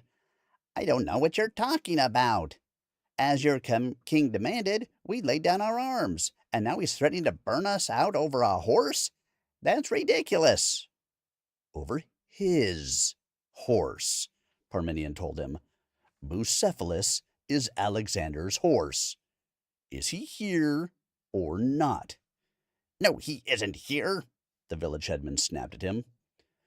Do you know who has him? Seleucus demanded. The other horse is taken from our army as well. No. Now get out of my territory, the Mardian demanded. I'm afraid I can't do that, Parmenion told him calmly. Alexander is coming here, so I would suggest that you have Bucephalus unharmed and ready to go back by the time the king arrives. Or he's going to burn my village, the headman sneered. I don't know where he is. Even if I did, what makes you think I'd tell you? It's just a horse. You can get plenty of those anywhere around these parts with a little bit of gold. I got a gray mare, I'll sell him if he needs a horse. No, Parmenion showed his teeth. He can't get another horse like that one. Bucephalus was a gift from his father to Alexander, and he has carried him in every battle since. Alexander loves him. Your life and your family's life is forfeit if you do not hand the horse over unharmed, and your whole countryside will be a smoking ruin. Every Macedonian knows the story of Alexander and Bucephalus. Alyssa's heart sank. It was just as she had feared.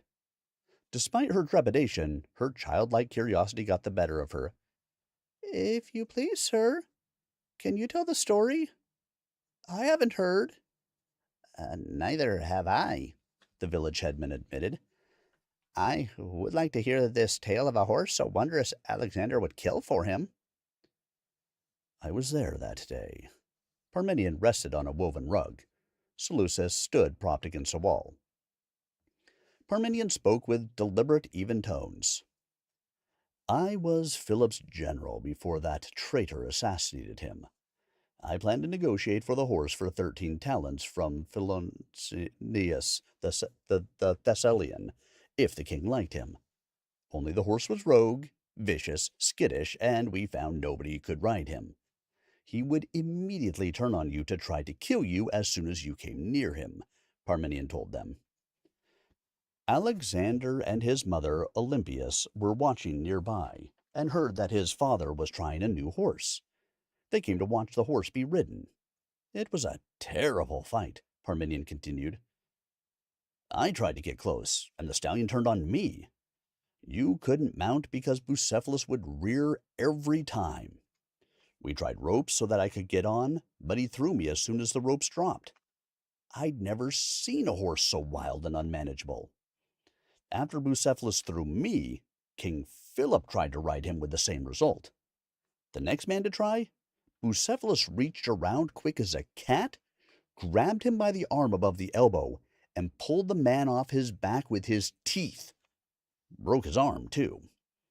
The horse would have trampled him to death, but they managed to pull him away in time. Alexander came close.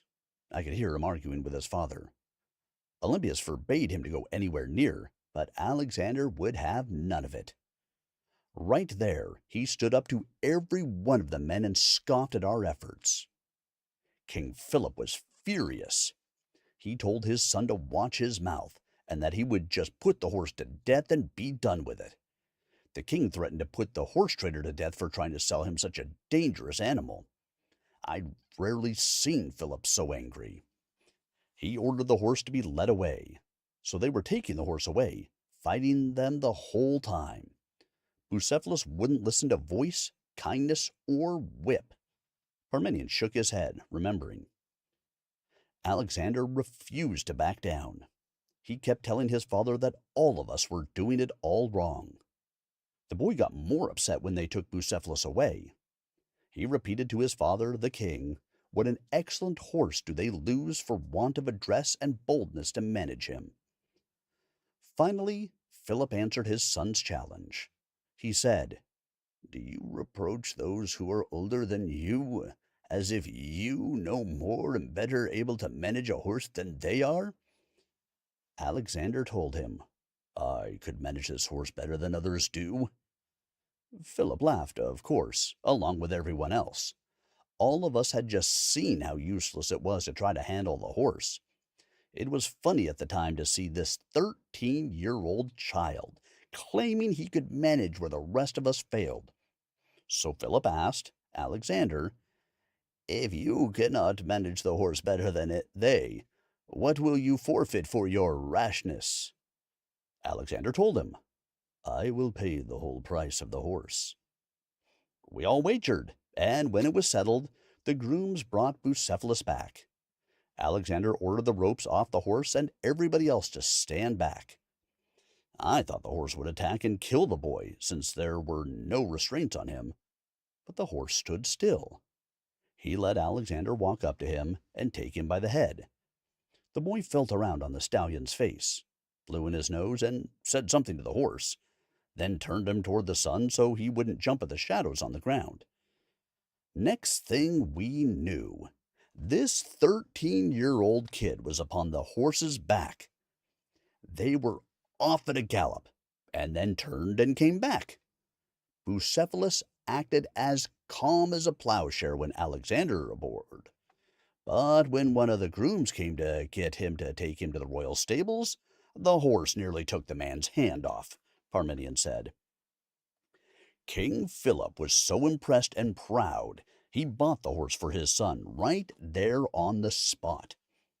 Since then, a guard is always posted on Bucephalus, not just for the horse's safety, but because someone who approaches carelessly is likely to find themselves dead, Parmenion assured them. Alyssa had sat through the story with her mouth open. She was impressed, but she wanted to know more. So, why was Alexander able to tame him when nobody else could? Alyssa asked. A horse killed my father. Since then, my grandfather puts down any who can't be managed. Because Alexander saw what the rest of us missed, Parmenion told the girl directly. Bucephalus has been ill-treated by someone with more cruelty than sense. The horse was defending himself. Alexander took the threat of harm away, and the horse, although vicious still for anyone else to deal with, serves Alexander faithfully and willingly. I see, Alyssa said thoughtfully. So what will Alexander do now? Will he really kill everyone if he doesn't get his horse? Parmenion looked straight at Alyssa. Yes, he said coldly. He will do exactly as he said.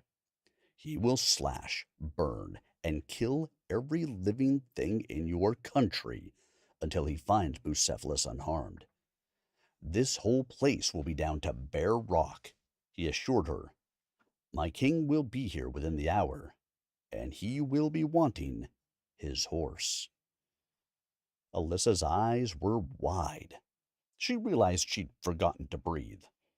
As soon as the men weren't looking, she slipped out. The girl's breath came hard as she took off at a panicked run toward her home. She thought she knew where the king's horse would likely be found. Her little brother came to mind. Next, she thought of her precious dog. None of their lives would be worth anything if she didn't do something quickly. Only pausing just outside of town to take a gray mare for the extra speed, she disappeared into the back country. Alyssa thought she could smell smoke by the time she disappeared into the hills. As soon as she returned, the girl's heart sank when she saw the unfamiliar and magnificent white-faced dark stallion in her grandfather's corral. Her uncle was limping and cursing, but not daring the horse's pen. He had a long leather whip in one hand and a rope in the other. She flung herself from the mare she'd borrowed and boldly grabbed her uncle's arm as he raised it to crack the whip at Bucephalus. "No!" she yelled desperately. "You can't! You mustn't!" She struggled not to sob through her tears. "That's Alexander's horse. He's coming for him. If you don't give his horse back to him, Alexander's going to kill all of us." "Alyssa," her grandfather Elburst cried out from the other side of the livestock pen, "you're safe." "Not for long," Alyssa said. Breathlessly, she tried to calm her racing heart. "Alexander is looking for Bucephalus and says he's going to kill every man, woman, and child, then lay waste to our whole country until you return him." "He'll never find us in these hills," Elburst scoffed. "Where did you hear such nonsense, child?" "I went to the border village. Alexander's men are already there.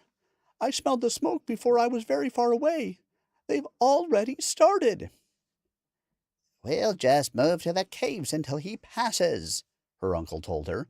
"We'll be fine." "No, you don't understand." Alyssa was practically bouncing in her distress. "It won't matter. Everything will be gone. Even if he doesn't find us, we'll starve." Get yourself inside, girl. You aren't to tell grown men what to do. You forget your place. Now go, I want my tea, Alyssa's grandfather demanded. Her uncle lifted the whip again, still furious that the horse wouldn't let him near. Bucephalus's ears were flat against his skull in a warning. He refused to back away from the whip. The stallion, no stranger to whips or a heavy hand, glared at the man and waited for him to come close enough for his teeth to find him. Don't hurt him, Alyssa pleaded with her grandfather and uncle. Even though tears streamed down her face, she refused to give ground. Bucephalus's ears came up with interest as he recognized an ally. Then they went flat again when the big man backhanded the girl so hard she hit the dirt. In response to the man's cruelty, Bucephalus bellowed furiously and tried to break the rails to get to the man to savage him. Alyssa's uncle's face drained of color when he looked into the stallion's eyes, which had lost any semblance of sanity in the heat of anger. Alyssa scrambled to her feet and ran to the horse. Her uncle backed away from the maddened stallion, intimidated and beaten before Bucephalus's strength. Elbers recognized his mistake too late. He realized that he wouldn't be breeding the king's horse. Neither would the horse be suitable to plow. "At night, death," Elbers whispered. "A demon horse, untamable bastard of a beast. Will break you no matter what it takes," he added pridefully through gritted teeth. Forest fires raged through the lush foliage. They went quickly across pastures driven by the steady breeze off the Caspian Sea. Village after village fell to Alexander's wrath as he demanded the return of his beloved Bucephalus. Mighty trees were felled. Livestock perished along with the people. Smoke wafted over Alyssa's village within just a few days. Word reached them that Alexander was headed their way. Alyssa stood outside Bucephalus's enclosure as she watched him eat the fresh-cut grass she had brought him. The girl took the sickle to cut enough for the horse to eat every morning and evening. Water was provided by drawing well water and carrying it in clay pots. Gradually, Bucephalus relaxed as she made no threatening moves toward the horse.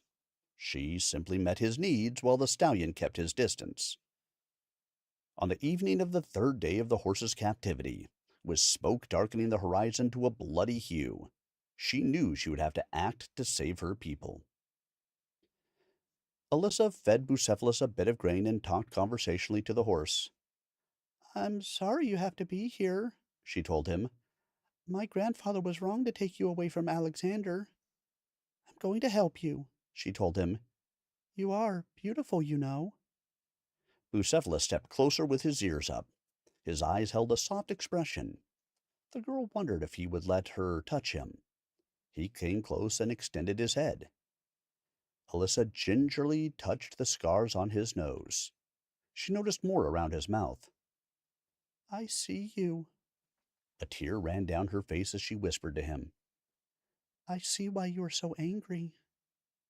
I'm angry sometimes too, when people are mean to me." The stallion nuzzled her hand softly and went back to eating.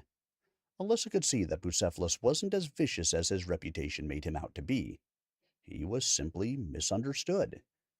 She realized Alexander had come to the same conclusion as a 13-year-old boy. The king had gained a magnificent horse as a result. Alyssa was from a long line of tribespeople who bred horses. She resolved to remember Alexander's lesson for the future. Remembering the story Parmenion had told her, she blew breath at the horse. He blew back at her through his nostrils and gave a relaxed sigh. She smiled at the horse who had such a reputation for making men quake in their sandals. The thought made her want to laugh. Making up her mind, Alyssa fetched her gray mare. Knowing the horse's prior owner was likely dead, she had assumed the mare's care rather than tried to take her back through the fires. She was a medium-sized mare, well-built and pretty with good lean muscle. Alyssa knew the mare was in heat and briefly wondered if the stallion might be willing to breed her. A prize colt from the pairing would bring value to her dowry. Alyssa could start her own herd should they both survive the king's wrath. Should she put them together? She wondered. Her plan formed. Alyssa made up her mind. Tonight, the girl whispered, when everyone is asleep, I'll sneak out and then we'll try. There's only one chance, so this better work. First, however, she must go to their neighbors and tell them that Alexander's horse was here. They would come for him tomorrow. She led her mare by the stallion's enclosure to gauge his reaction. I'm going to fetch help, she told him. I'll be back. The mare and stallion snorted and nickered to each other. Shh, Alyssa said. You'll tell on us, she grinned. Tonight. Make it count, okay? She mounted her mare, who allowed herself to be persuaded and prodded stiff-legged away from the stallion's pen as she signaled her readiness for cover. Not now, Alyssa urged. We must go. All was chaos when Alyssa rode into the neighboring village. The smoke drifted in thick clouds here, and everyone was packing in a panic to leave. The girl sought out the headsman's house. Naveed was much younger than Alyssa's father had been. His father and grandfather were killed in the recent fighting. Naveed was now in charge of this village. She'd known him on a casual basis for years, since he wasn't much older than she. She thought he would listen to her, so she sought him out. Here, you load this. You get those sacks filled. We have to take as much with us as we can. He was directing the preparations to leave when Alyssa found him. Naveed? Alyssa still sat on her horse to avoid being lost in the hectic movement around her. Naveed, I need to talk to you. I don't have time, Alyssa. Shouldn't you be getting out with your family? He turned away and dismissed the girl. Yes, you do have time, Alyssa snapped back at him. She slid down off her mare, but kept hold of her bridle, walking behind Naveed as he hurried to his house for more belongings. You can stop this mess if you help me. The girl grabbed him by the arm. What is it? He asked with an impatient glance. I know where Alexander's horse is, Alyssa told him in an urgent whisper. We need to give him back. My grandfather refuses to do anything. He stole him. Naveed paused. She now had his rapt attention. He didn't hesitate for long. Quickly, inside. He looked around. Mother, I need you to come here, he called. Stop everything. Your grandfather stole him? Naveed turned to her again, intently this time. Alexander is killing everybody in his way, demanding that horse, and your grandfather has him? Yes, Alyssa nodded. We have to do something. God smiles on us, Naveed said with relief. The fires are getting close, but we must send word to the army and let them know we will return Alexander's horse forthwith. No one knew anything about it. The news will hopefully save us all. Son? A handsome woman with silver in her hair appeared at his side. I've nearly got the donkeys packed. What do you need? Mother, I need you to take Alyssa inside. Give her some tea and make her comfortable while I gather the other men. A solution just dropped in my lap. We have to do this fast, he told her. He ran off yelling to call a halt to the preparations. Several confused faces turned toward him. Stop, and all men join me at the house, now! Alexander's horse is found so that we can put an end to this, Naveed told them. The excitement and relief all around were palpable in the cheers. Have the woman keep working. We still need to get out ahead of the fires. The family groups variously held up their hands or yelled assent. Word spread. The tribe members quickly gathered and filed into the big house. Around 40 men squeezed into the room to hear what the girl from the neighboring village had to say. Okay, Alyssa, please, tell us what you know. Naveed encouraged her. My grandfather Elbers has Bucephalus in our village, Alyssa began. He brought him there 3 days ago. I've been looking after the horse because I'm the only one he'll allow near him." A girl? A deep voice scoffed. Alyssa merely glared at the speaker, then continued. "I know I can't go back to my family after this," she said to Naveed. "Even so, I can't just sit by and let everybody hang or burn and not do anything. I'm hoping I can go with your women when you leave," she said simply. Who does your grandfather think he is? Another man spoke up angrily. "I'm sorry," Alyssa said. "I don't know, but his greed led him to steal the king's stallion and take the army's gold. My grandfather and uncle can't handle Alexander's horse even if they keep him. They are afraid of him. My uncle wants to use whips. Night Death." Alyssa paused. "Bucephalus needs to go back for his own sake, and ours too." We are going to have to sue for peace to Alexander, David said. Elbers must be held accountable for putting us all in danger, he added. "I know," Alyssa said sadly. "I love my grandfather, but I will leave the decisions on what to do about him to you. I will offer to go with whatever escort you deem fitting to take Alexander's horse to him tomorrow, as I know how to handle him." I will take that long to prepare. It will take that long to prepare, David agreed. I need a couple of volunteers to take a fast horse to the other villages that Alexander hasn't found and burned. Another volunteer will take a message to the Macedonian army. We'll ask our neighbors for provisions and items of value. We'll send 50 men to Alexander with Alyssa to handle the horse and offer him gifts and our apologies. For now, we will all go to Alyssa's village to see this wonder of a horse. We'll put Elbers under arrest for theft. His holdings will be forfeit for his audacity. Our people are dying, yet he does nothing, Naveed finished angrily. "What about my brother and me?" Alyssa wanted to know. You and your brother can come with us.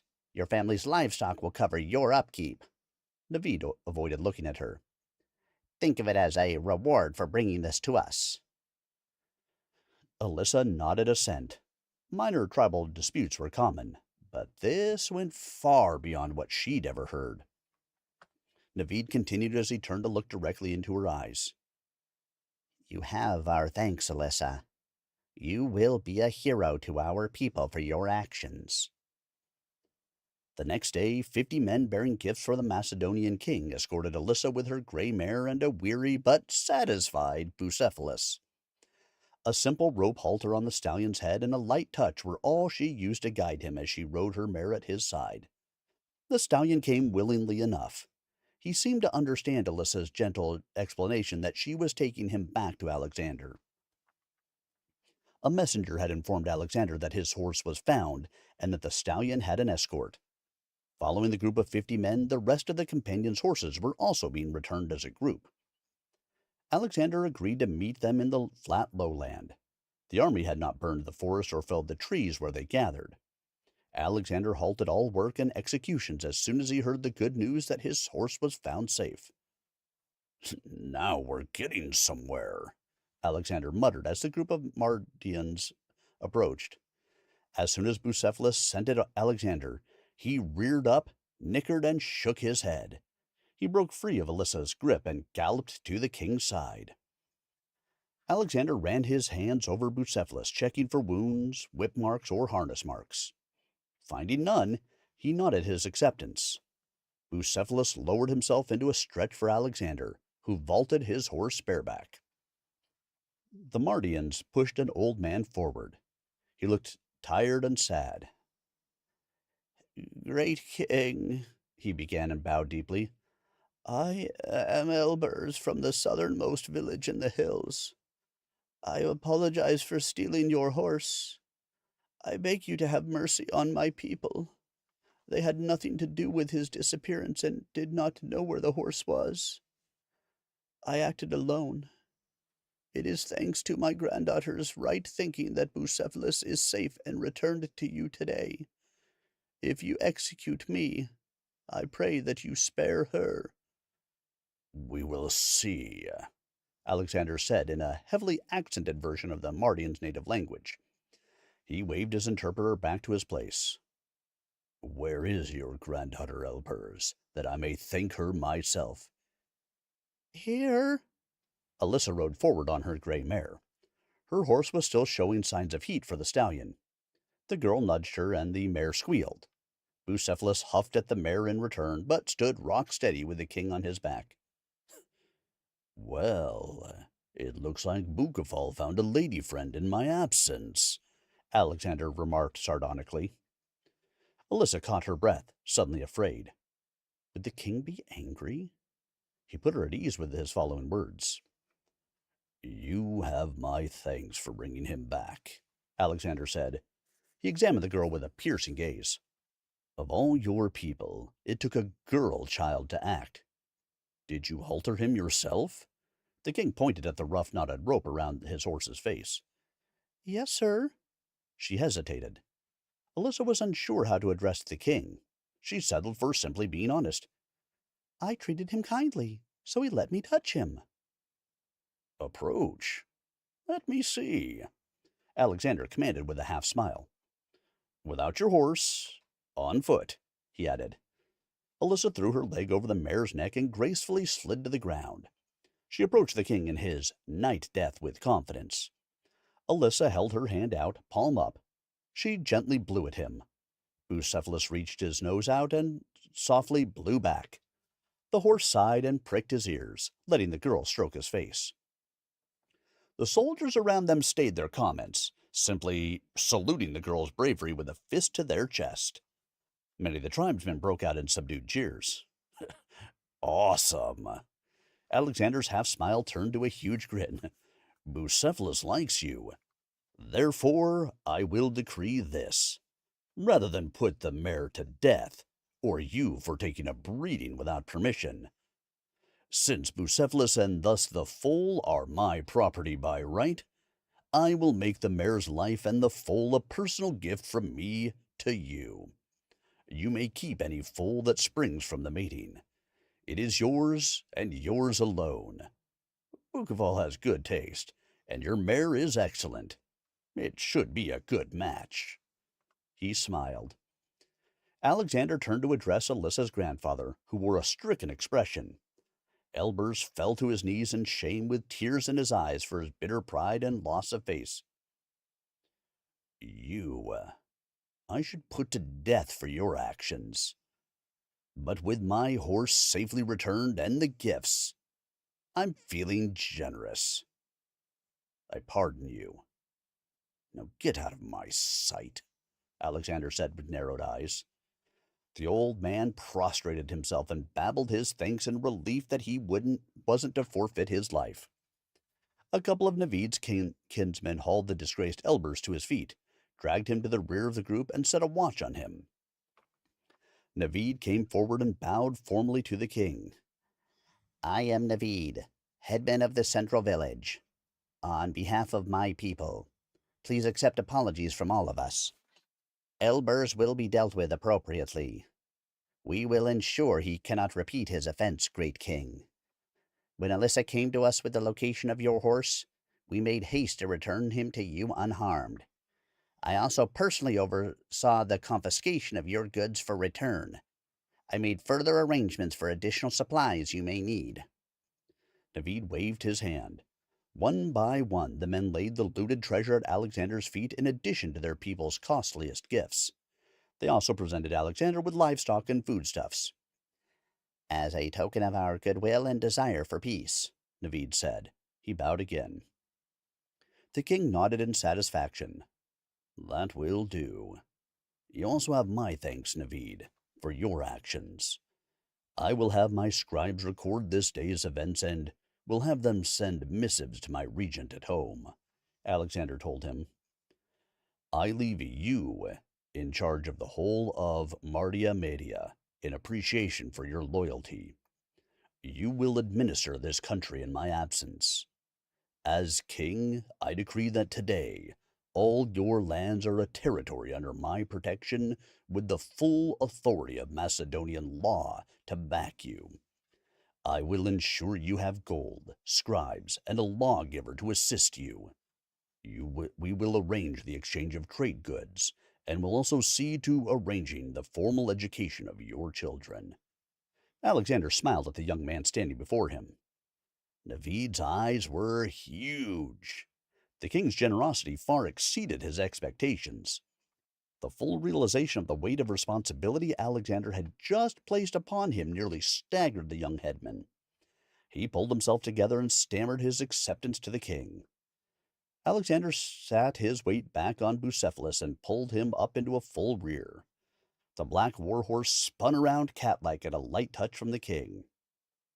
Bucephalus snorted loudly when his front feet touched the ground. His tail was up, neck arched, tensed, and ready for his rider's commands. Alexander addressed his troops in a loud voice. "All right, men, claim your horses, and let's get these goods back to camp." Epiprologue. Daily life had begun to settle into a routine for Navid and Alyssa's combined villages. Invitations to their upcoming wedding went out to the remainder of the Mardian villages left untouched by Alexander's wrath. A fast horse carried a messenger to Alexander's camp. The king declined to attend as he had no further direct interest in Mardia. He was busy with the last of his own preparations to leave Hyrcania to hunt Bessus into southern Bactria for the murder of King Darius III of Persia. However, the messenger returned with the king's congratulations and a generous gift for the bride. Decked out in a bright red overcoat and dripping with jewelry, including the extravagant necklace the king had sent her, Alyssa tried to face her wedding calmly. Her heart pounded loud in her ears with her nervousness. Since her grandfather and uncle were in disgrace and exiled, and her father and mother dead, Navid had proposed to her personally the evening after they returned from seeing the king. She smiled, remembering the soft admiration in her new husband's expression. She'd accepted, relieved that it would neatly settle her circumstances, even though it was whispered that there were other interested suitors. Although Alyssa was not beautiful, she was young and pretty. Her inherited land and livestock made her even more attractive to local men considering taking a wife. Alyssa's share of her family's remaining sheep and goats was a rich addition to her future husband's house. The mare, who was likely pregnant with a foal by Bucephalus, was a priceless gift. Navid confirmed that the mare's previous owner indeed was killed. Alyssa would keep ownership of the gray mare. The foal would also be hers as gifted to her by the king. Lush green pastures in the valley caught her glance through the window of the stone house, which sat high on a vantage point. The girl smiled, thinking about the colt or filly that would mark the start of her own horse herd. Anticipation warmed Alyssa and helped calm her nerves when Navid's mother came to fetch her son's bride. She gently took her by the arm. "Come, come, it's time," the woman told the girl with a gentle smile. Golden sunshine joyfully contrasted with the abject terror of the weeks before. Alyssa saw that the number of people present was greater than just her village or Navid's village. She recognized some of the girls her age and smiled and waved at them. Alyssa didn't recognize many others, but vowed to herself to change that. They were in attendance for the celebration and the feast. Alyssa knew her people needed to share in her happiness and relief, so she welcomed them with open arms. Alyssa and Navid exchanged promises and were married in the center of the village at noon on a summer day in 330 BCE. Many people of Mardia were present to celebrate their new life together and their country's future.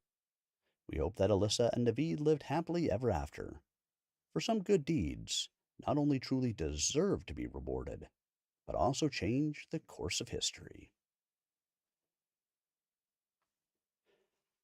All right, everyone. Well, that was a long chapter. So, I normally read for about 1.5 to 2 hours. We're at about 2 hours and 10 minutes right now. So, we made it a little bit longer than I normally would, but hey, that is perfectly okay. That was a good, story to start with there. I enjoyed the heck out of the theft of Bucephalus. So, I hope you guys enjoyed as well and got a little something out of this initial taste of Spear of Destiny, Finding Bucephalus. Of course, if you did enjoy it at all, the book is available on Amazon. Stop out there and pick it up. You are welcome to read right alongside me. Or if you can't wait, read ahead. Read it twice. Read it 3 times. Who's stopping you? Book 1, also available on Amazon. Stop out there and pick it up. Hey, you may need Book 1 to know what's happening in Book 2. Not so far, but soon. Thank you all so much for being here with me tonight. Really appreciate you guys being here. Again, I will have these recorded chapters up and available on YouTube a little bit later this evening, all depending on how long it takes for YouTube to actually make them available. I will be uploading them shortly after the stream. So if you missed any part of it, you are welcome to stop out and check out any of the chapters that you may have missed. As well, if you look onto the YouTube channel, you will see that I have quite a few indie author books that I have done these live readings for that would love you to come out there and listen to their books and, hey, maybe go pick those up too. All about supporting the indie authors in what we do here. Again, thank you so much. The greatest gift that you can give me is a gift of your time. And I appreciate that you guys gave me the gift of yours this evening, whether it was for 5 minutes or the full 2 hours and 10 minutes. Thank you so much for being here with me. I will be back again on Tuesday, where we will continue reading Spear of Destiny, Finding Bucephalus, where we will be starting into book or chapter 3. Now, again, just to warn you, chapter 3 starts 2 weeks after the end of Spear of Chaos, which was, dun dun dun, book 1. So, if you want to know what's going on, you may have to stop out and pick up book 1, or we'll try to figure our way through as we go. Either way, I think it's going to be a good time. I've really enjoyed the reading so far. I expect that I will continue to enjoy it. I hope you guys have yourselves a wonderful rest of your weekend. If you celebrate it, a very happy Easter to all of you. I hope you get a chance to spend some time with family. Thank you, Shadow Fang. I appreciate that. I've been doing these live reads for a while now. I am an audiobook narrator, which is why you see under my name, Professional Narrator, or above my name, depending on which side you're on.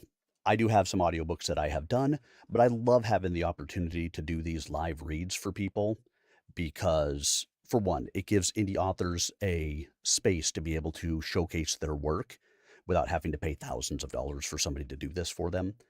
And it gives me experience narrating across different genres because the 3 audiobooks that I've narrated have all been nonfiction. Now, I think I'm great for fiction as well, but the more I can practice, the more I can do, the better I get. And I love being able to share these with you guys. So, again, thank you. I hope to see you guys again on Tuesday. If you can't make it for Tuesday night, I will have those chapters up and available on the YouTube channel for you to catch. Anybody else who wasn't able to make it tonight, if you happen to know who they are and they want to get out there and take a listen, please feel free to share with them as well. Free for everybody to listen to on the YouTube channel. Like, subscribe, comment. When you do those things, just like when you're on other social media platforms, the more likes, comments, and shares that it has, the better the engagement rate that the platform gives it, and the more eyes that will see it. So, have yourselves a wonderful weekend ahead. Thank you so much for spending some time with me today, and I will see you guys again on Tuesday. Have a great night, everybody.